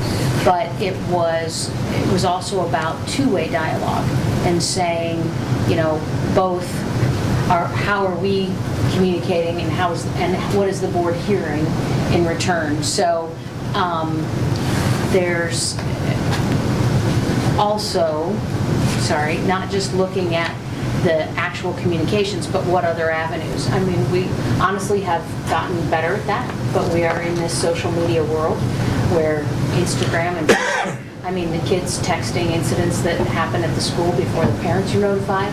And so looking at other additional communications tools as improvements to the current tools, optimize the use of that website, that social media, and really act as a support system and not a governing system for our communications group. How does this differ from the PR department and communications department? Like the overlap we're talking about? Yeah, just like all the other groups, it supports, just like the development committee works in conjunction with Jeff, this would work in conjunction with that group. That department is 2 people for a 18,000 plus school district, so it doesn't take the place of, it doesn't give direction to, but it would act as, just like all the committees do, a support and advisement to, just as Jeff attends from a facilities committee standpoint, Michael would be involved and kind of the layout that you said from how we need to look at the committee member is that they're not necessarily on the committee, but they're acting as the administration's representative. So your phrase support and not governing, I think, is critical. It's not there to suggest to the communications department how to do their job, but rather to provide opinion or input as to what's out there, like the development committee would do. And I want to make sure I understood you correctly. So would this replace the superintendent's committee or be in addition to? I think it would replace. I mean, that was the discussion of that the communications committee that currently exists would become a board committee. Why couldn't it stay a superintendent's committee?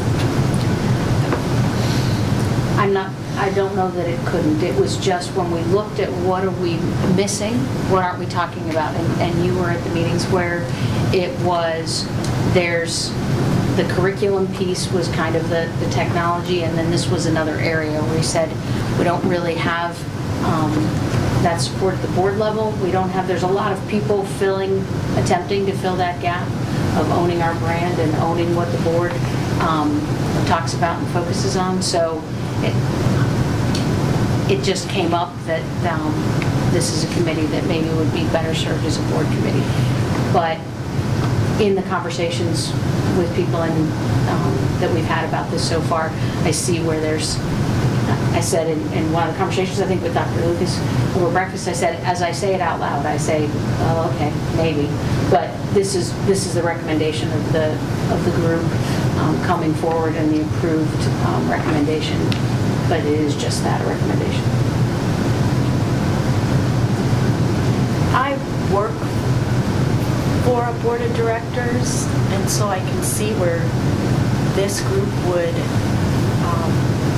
overstep the boundaries of the day-to-day operations, because I don't have a board of directors, which I'm relating back to this being a board of directors, telling me what to do. I have my boss. Yeah. You know, the board will say, we need to improve this, and then my boss tells me, and I go out and do it. So I see that it being more of a day-to-day operation. And I will say that I've seen a great improvement in the last couple months. You know, even notifying people by Facebook that bus 58 is running late. You know, that is a big help to people. But I think that we're always going to have those people who say, well, I didn't know about that. And are they choosing not to read or to listen? But it's also from a day-to-day, it's not just about the tactic, it's not just about communications, and you know, and we all know, it's much broader. It's more strategic conversation. It's not just who's doing the newsletter. It's not just who's, making the phone calls or sending the emails. And I think having it at a board level gives it an opportunity to not be just the day-to-day, to not be, having forced to be reactive to a bus is late, so I need to send something out, and giving an opportunity and having a larger voice to look at communications more strategically.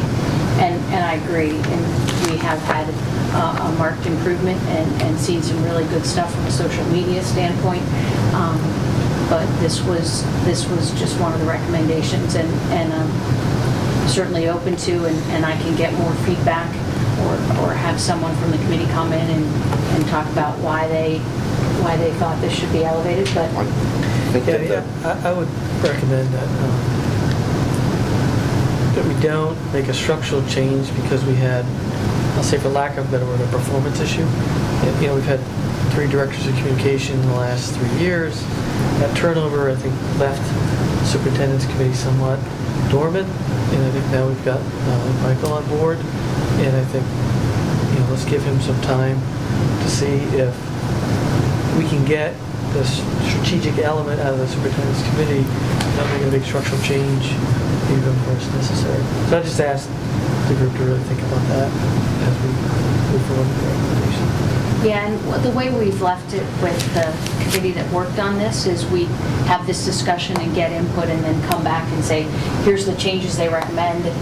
What do you think? Is there, you know, something you want to add to this? And so there is that expectation that this wasn't going to just be handed over and this is the new governance, but this is the input from groups of people that have, I don't know, how long's Ralph all been on the development committee, that have been working with these committees for a while, and I appreciate the opportunity to say, let's give it a little time under, because I Michael's think pretty that new. we need to make sure we're careful on this communications, that it doesn't turn into governance when we've got members that don't work for the school, may not know. They're talking about communicating policies, administrative operations, and objectives and programs, and you have a set of people that no repercussions on them can just, what if they get it wrong when they go out there, they don't have the information right?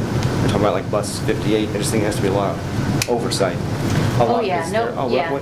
actually bus 58's on time, my kid in the school, or Yeah. hey, these programs here, this is how it goes, and then the parents are like, that's not how it works. The parent told me that, the other parent. I'm like, Yeah, well, we well, can't that's do going to that. happen whether or not they're on the Yeah, but committee. they're Yeah. not the communicators. They're not the Never- communicators. Right. Yeah. They're just the, say, offering advice And- or Yeah, guidance. but to your point, Adam, that's one of the reasons that this committee's so important, whether it's at the superintendent or the board, it does give you people that are better informed.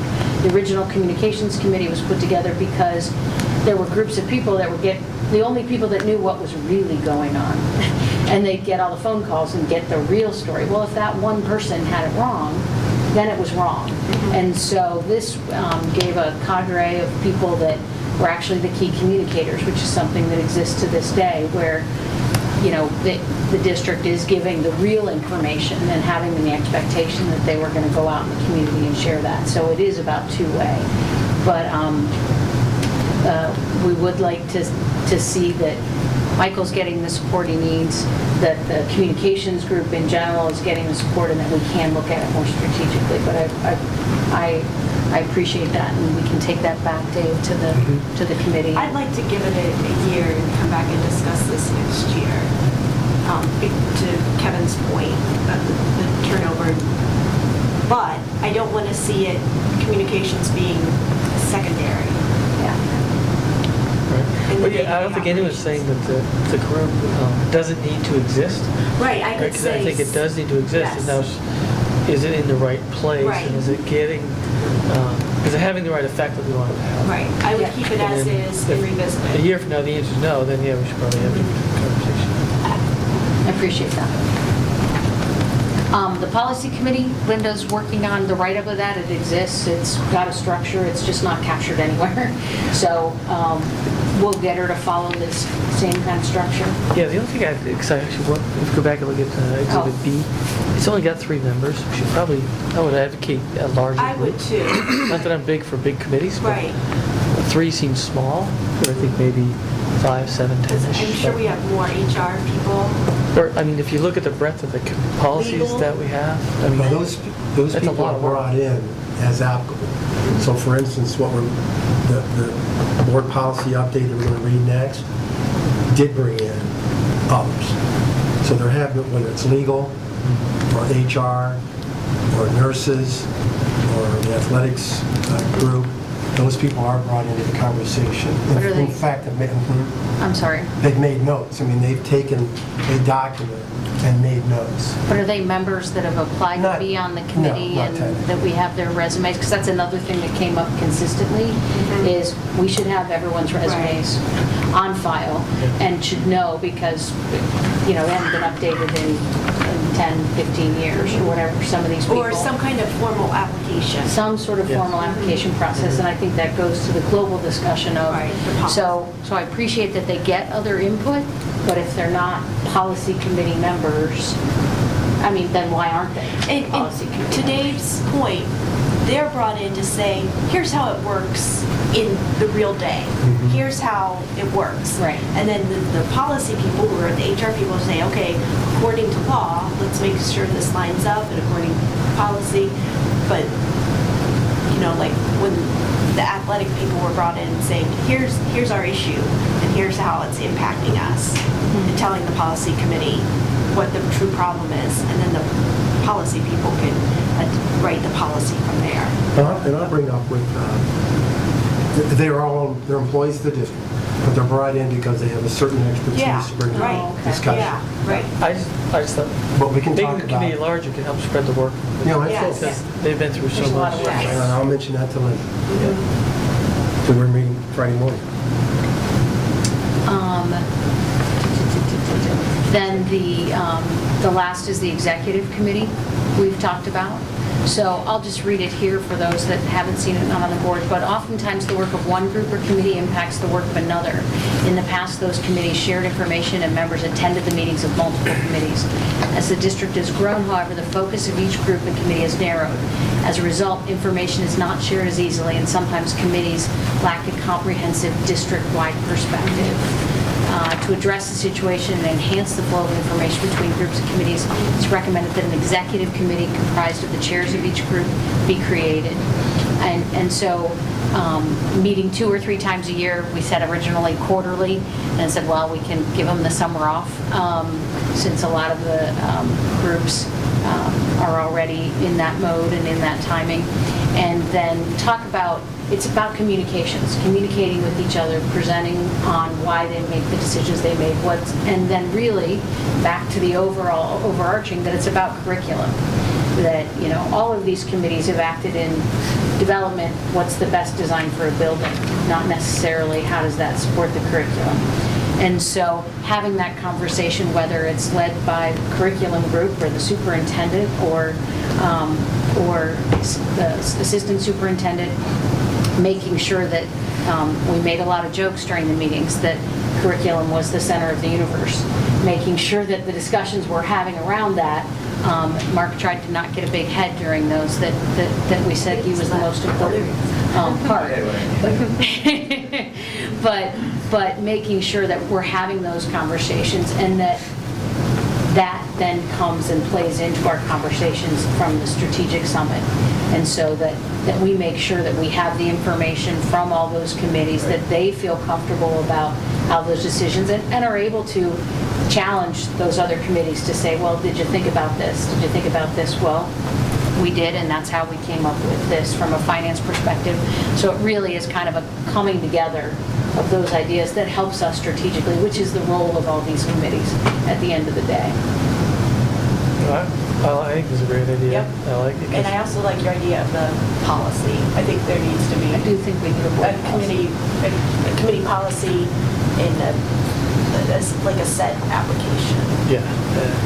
Yeah, and that's the overall global of selection and retention, Yeah. and they all agree that really the board should lead that conversation and still take into account what they need. I mean, we get lots of people that want to be involved and make sure, but when the development facilities committee says we really need someone with experience in the green energy space, and they advertise for that, but the board doesn't look through applications and say, oh, I like this guy and he's a, oil producer or something, that we look at what the needs of the committee are so that it's best served by the board. But they were all pretty supportive of of us reviewing candidates, selecting the members, and then forwarded to the group. Not necessarily, and I know the wording here is review and approval. It's not like they can say, no, we don't want this person on our committee.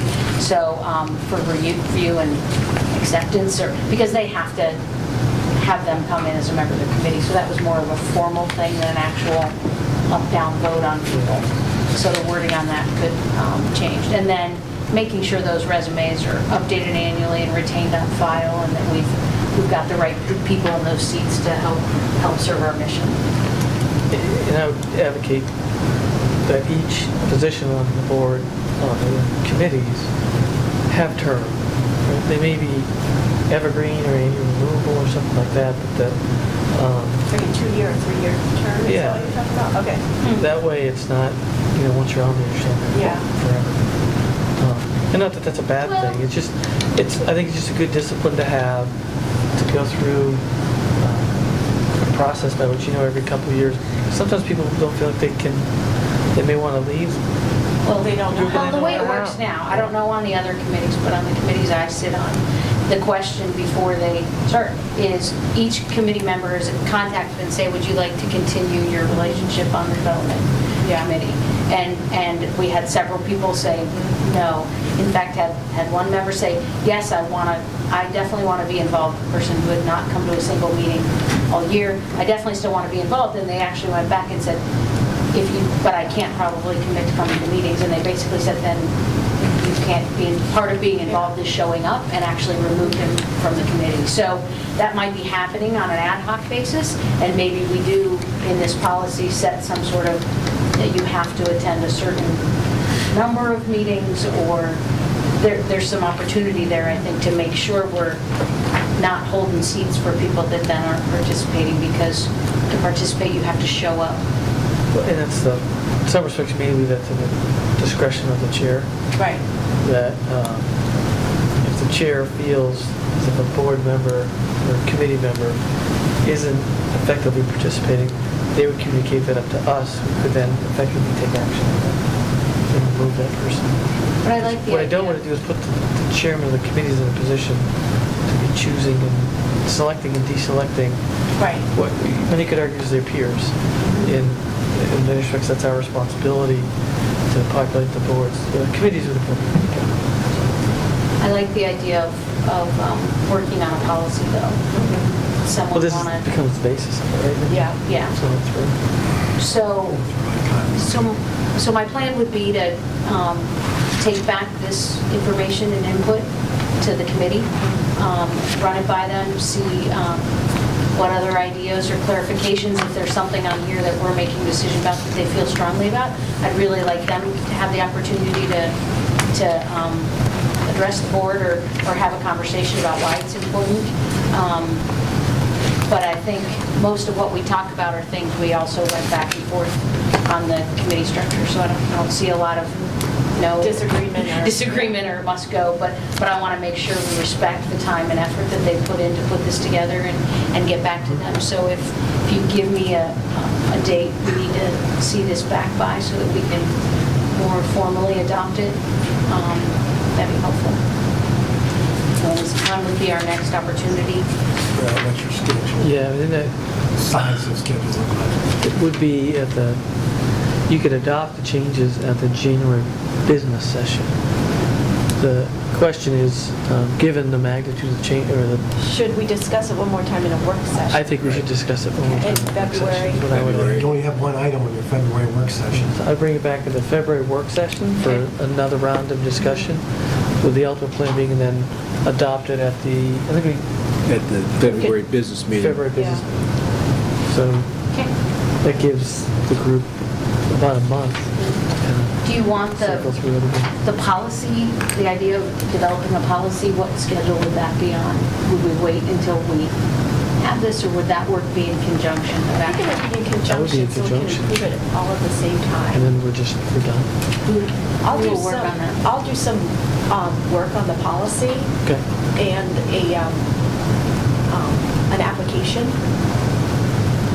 so that all the boards are, or all the committees are using the same application. I mean, it's similar to what you did for the board members, like when I fill it out for, Exactly. to fill an open seat on Yes, a and then board. if you want to attach a resume, you can, but it's so that we have the same basic information, a standardized one. Because I did think they had one too for the finance committee, because that's one I did apply for, did not get chosen for the record. So I will So just- maybe you can work with Dave We don't then, wanna with talk the about policy that. committee on Yep. I wasn't here. proposing a policy. I wasn't here.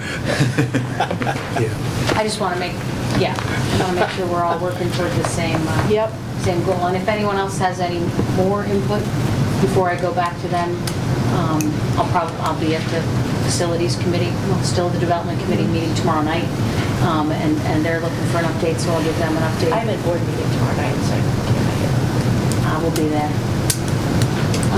And we'll get back to you. Great. Thanks so much for the input and the careful Great. consideration of what we put together. It was good work. Yeah, and while we're still talking about committees, just Yes. for everyone's knowledge here, by law, only 2 board members can be at a committee meeting at one time. So we coordinate with each other. Like if Stacy, like tomorrow night, I can't be at the development committee meeting, Stacy's got it covered. If Stacy can't make a meeting, she lets me know, so at least one of us are there. It's great when both of us are there, but we communicate our schedules. And to that point, since Julie can't be there, if someone else would like to come to the development Right. committee, you're welcome to join. 7. I'm going to try to get them I'll be in to Texas. do it earlier. Okay. Great, that's great discussion. Yep. Appreciate the work, both Dave, Julie, and Dave Stacy, and the broader Oh, group. Stacy did a very nice job. Yeah, thank you. Yeah. Okay, the last work session item is item C, the first reading of the board policy update, policy 5113. And I do, Linda, I don't see Linda here. Not here. She's not, who's going to She do that? can't. She cannot be here. Mark is Dave's gonna going to say a few things, Mark's going to say. Okay, well, while we do that, I just want to, last meeting we had a fair amount of dialogue on 5130, and I don't want to let people think we forgot. No. That issue was kicked back to the policy committee. Unfortunately, the policy committee could not meet the last time we met through today, due to the holidays. So, as promised, we will be bringing it back. We just couldn't bring it back on this timetable. Since next one is business session, we'll be back at the February work session. Sorry, It could come back work to session. business meeting. Yeah. So you can bring it back to business meeting? Sure. Then we'll bring it back to... For discussion And And then, a vote. Yep. and vote if needed. If needed. Sure. Mr. Ray, if you want to take us through 5113? I'll just Oh, sorry, introduce you wanna it start since first? Sorry. Linda can't be here. You probably recognize that, in case you don't, normally, obviously, things go through that policy committee first before they're brought here for comment. But in this case, Linda did take it to Mark, and then he took it to the Athletics Council for their input first. And we decided, let's bring it to the board this evening, get your input. We are meeting Friday morning to discuss it, the policy committee, and then I'll take those, of course, and bring that forward to that group, and then it'll come back to you. Because it is just the first reading, it's not asking for a vote. I guess a couple quick point of history. I think this policy generated when Liberty opened. Prior to that, we really didn't have, at least from a high school perspective, which is the part of the policy that is problematic. We haven't had, as the district grew and grew, when we were one building, one elementary, one middle school, one high school, we didn't have this policy because kids couldn't move in between buildings. There usually isn't an issue when kids move in the elementary grades. It's just a class size issue. Do we have room for them to go to one building or the other? Middle school and high school becomes an issue because involvement in athletic team becomes an issue. When the policy was first developed, and it isn't as problematic at the middle school level as it is at the high school level. Believe it or not, there are people in the world who try to game the system. There are people that want to try to build a super team or a super program at one school or the other and have that school become dominant within a district. Some districts allow that. But when this policy was developed in this district, it was set up that we felt very strongly that we wanted our student athletes to attend their feeder pattern high schools, where even though you live within a district, you are assigned to a school district, a school attendance area for elementary, middle school, and high school purposes. So that's why it was written in there very strongly, Statement F, students entering grades 9 through 12 will forfeit athletic eligibility for 1 year if they choose to change from one school to another. And that we felt was enough of a deterrent that would essentially make kids choose to follow their attendance patterns. From an athletic perspective, the Athletic Council discussed this policy last spring because before bringing it to the policy committee with any type of recommendation for potential changes, because the Ohio High School Athletic Association was changing their transfer eligibility guidelines. And Ohio High School Athletic Association changed their guidelines and reduced their forfeiture of eligibility from 1 calendar year to 1/2 of a season. And they did that with the sole purpose of, they were inundated with appeals. And because they had so many appeals, they decided that the easiest course of action would be to reduce the punishment or the forfeiture of eligibility, and they're essentially giving that a try moving forward to see if that will reduce the number of appeals. We haven't been in contact with them to see how they feel that's going, but that is something we're monitoring. When we first took, so that was the first thing we took to the Athletic Council with. Do we want to look at reducing our forfeiture of eligibility?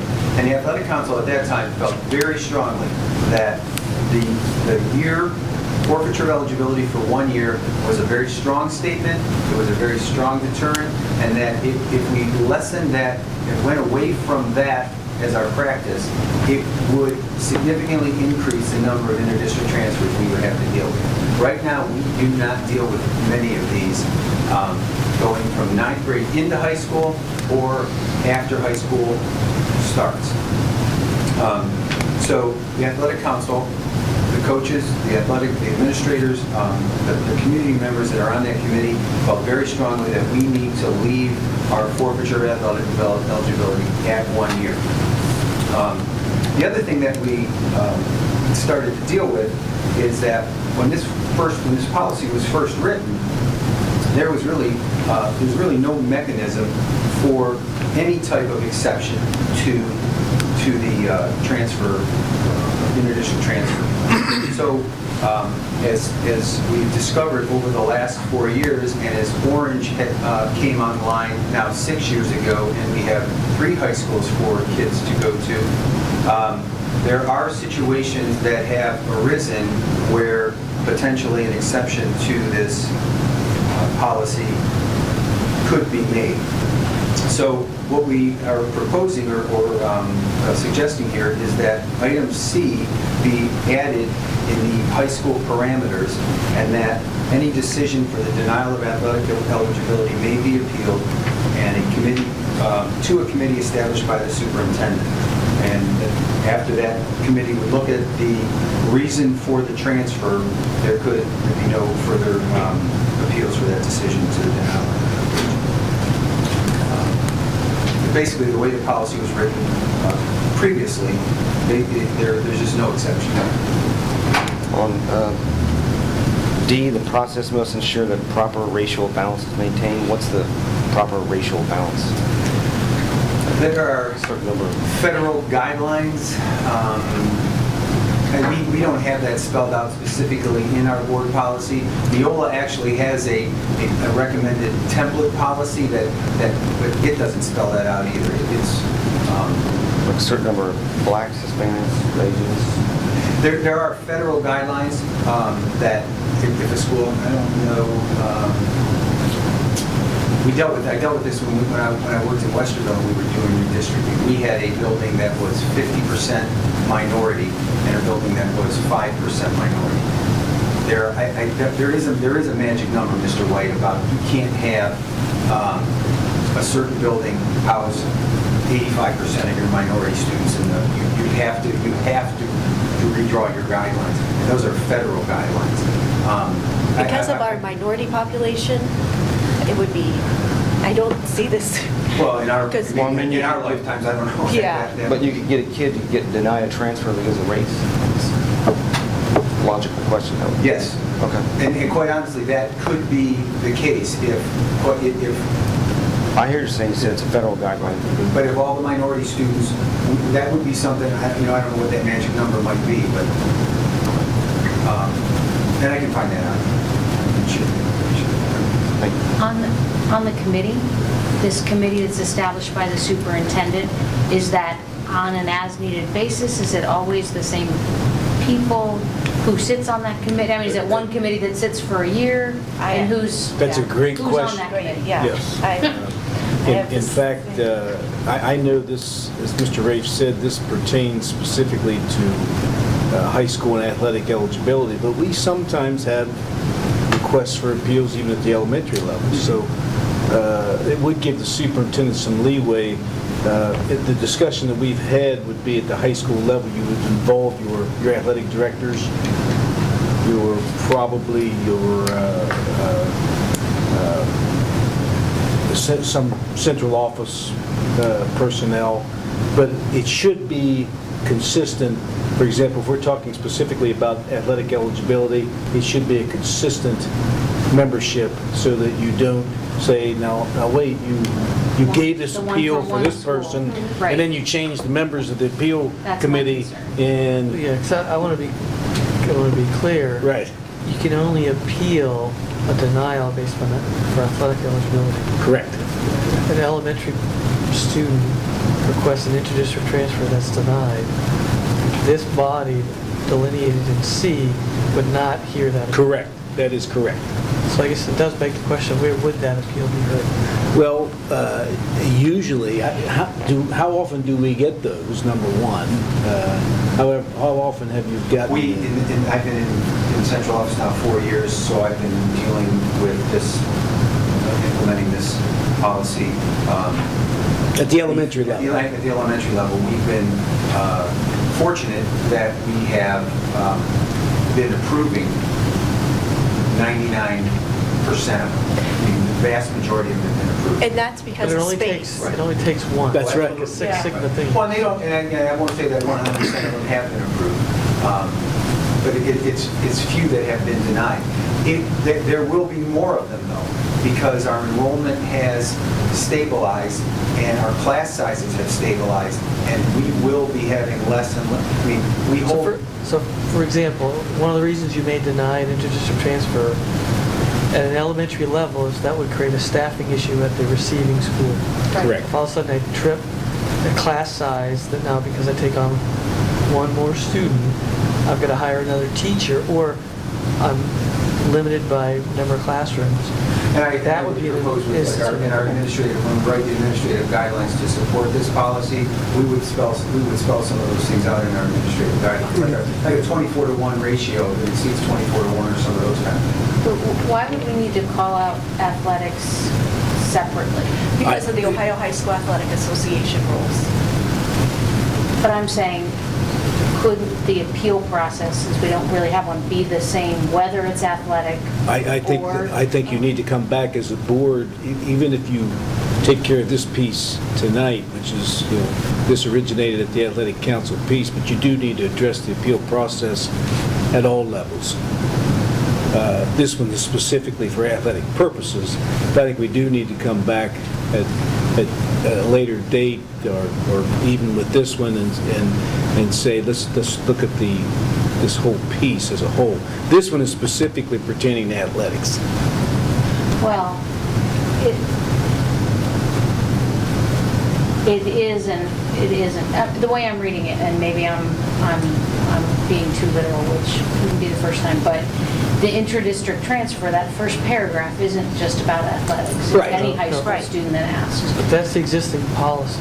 Right, and so to call out if it's denied just on athletic ability, I'm not clear on how it's different mean, there should if be an they're appeal. denied because it has nothing to do with athletics. But in this case, though, what that is saying, though, is this paragraph A is should an inter-district transfer be approved. We're not denying, there's a difference between denying the transfer. In this case, that transfer is approved. It's the appeal for the denial of eligibility. That's right. Oh, okay. Yeah. I'm sorry. That's fine. So I they get that. they could go, if they're an Orange Yes. student, they could go to Olentangy and sit out a year. And that's Okay, an okay. interesting thing, too, because they're not denied athletics forever.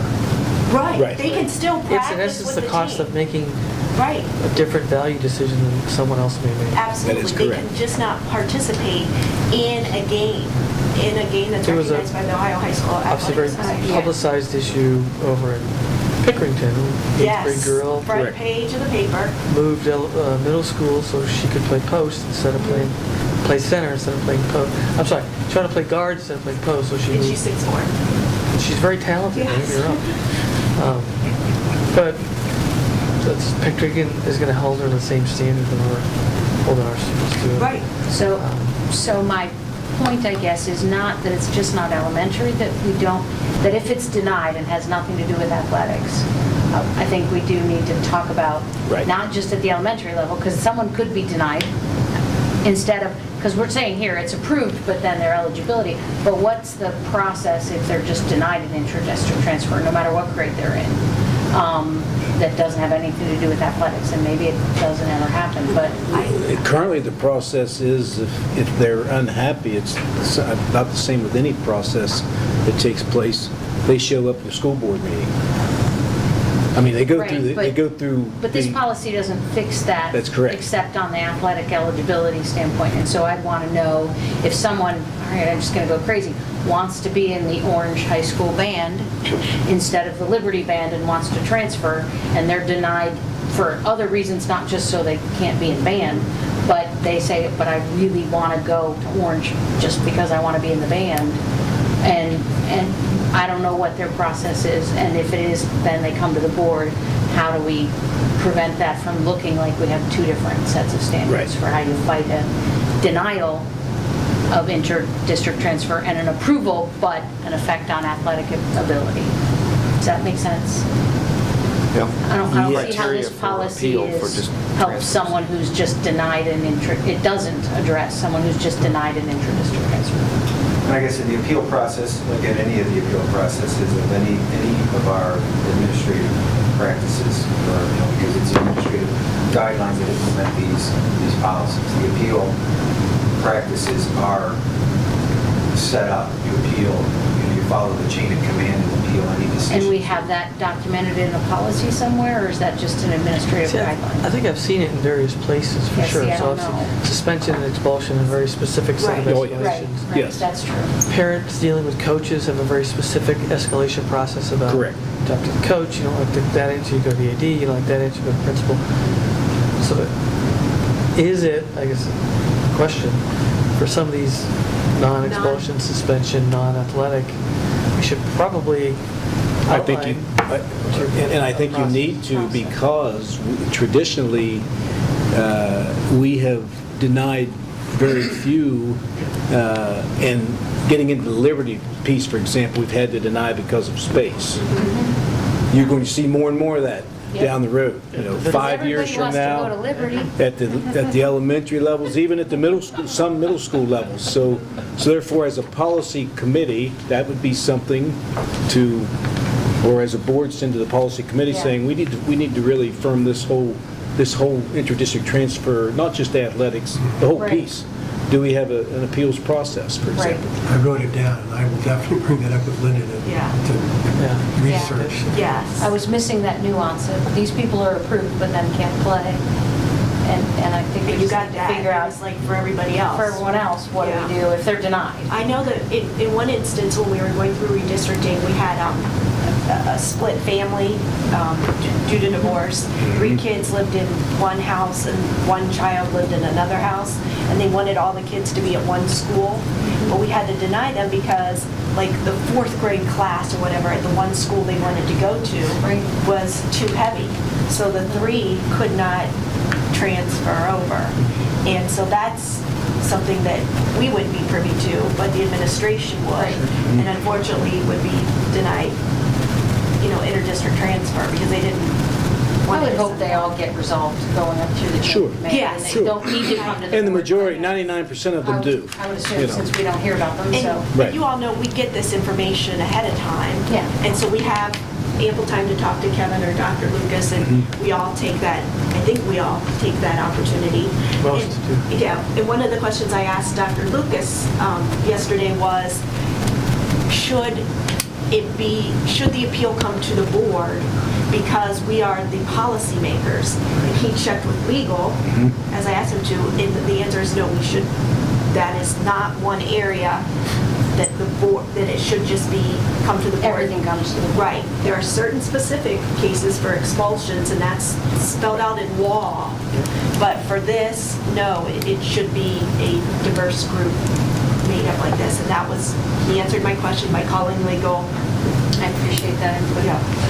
So I guess the next step would be to understand how the superintendent expects to create, manage, and deal with Yeah. this committee. Right. Who, what, how big? I kind of see two maybe appeals groups. One for the everyday, I'm not affected by athletic eligibility, and one athletic appeals group. Well, And I one would agree be a it should denial of inter-district Right, and transfer, it and one should would be be, consistent. okay, but. Because you want, like the Supreme Court, stays basically the same for several years, so that they have the same thought process. Yeah, you don't want the athletic director from one school saying, yeah, this one benefits me, so. Right. I say yes. Exactly. Right. And this one doesn't, so I That say. is correct. A certain girls' basketball coach always gets his through. Right. We understand those Yeah. statistics. Yeah. Yes.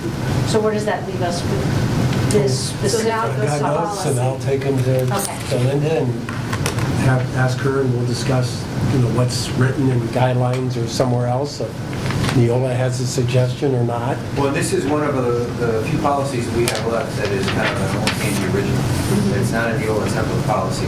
And Right. I'll have the Neola template policy for you Friday, because it really spells out more of the inter-district transfer, open enrollment from philosophical, as the board believes. But I don't think we even need to throw open enrollment in there because, But that's what it's called by law. It's called intra-district Okay. open enrollment. okay.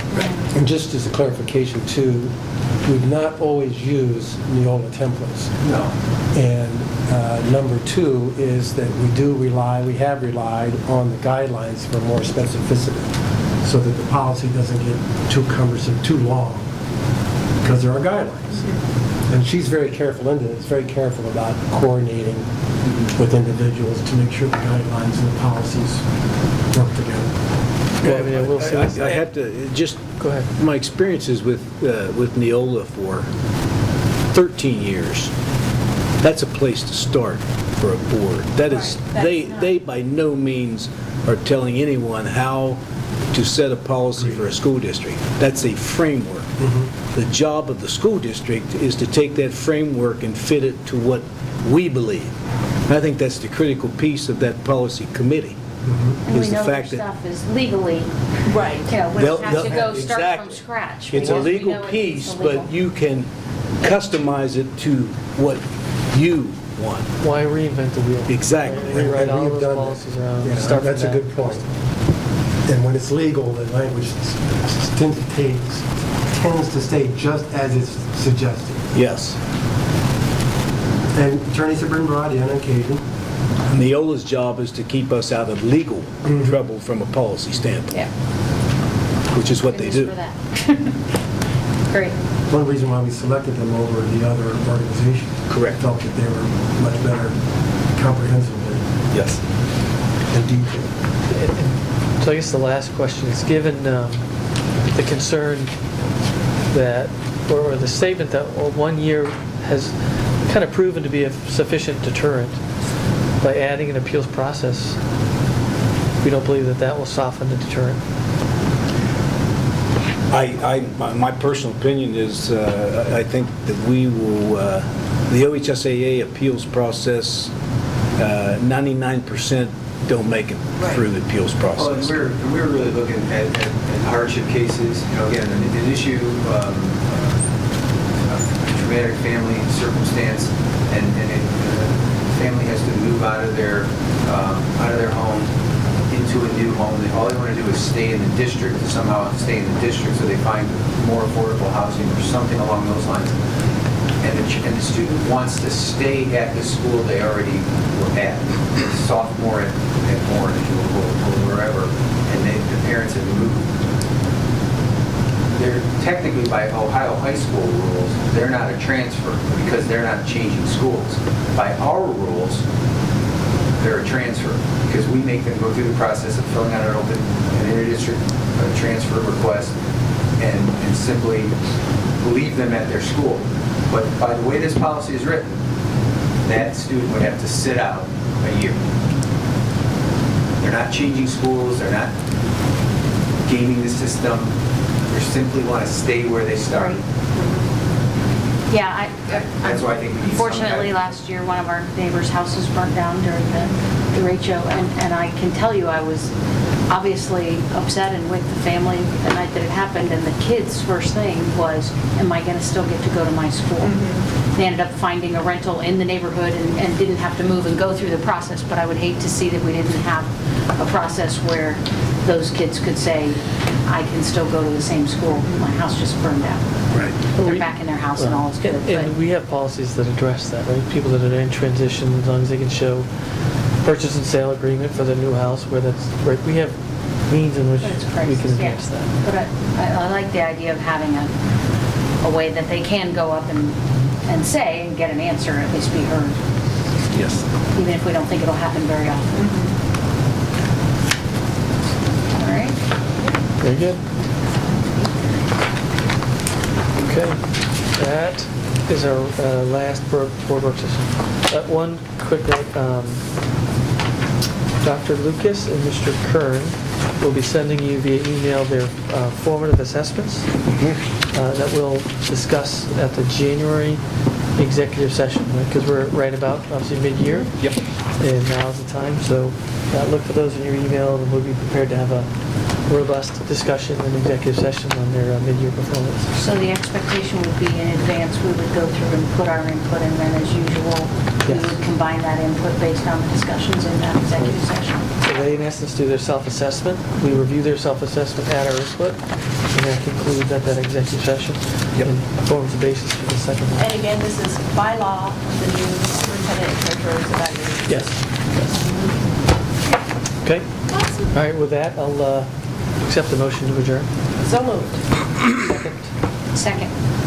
Any discussion? Let's call the roll, Mr. Kern. Mrs. Fiesel, Yes. Mrs. Dunbar, Yes. Mr. King, Yes. Mr. White, Yes. Mr. O'Brien. Yes.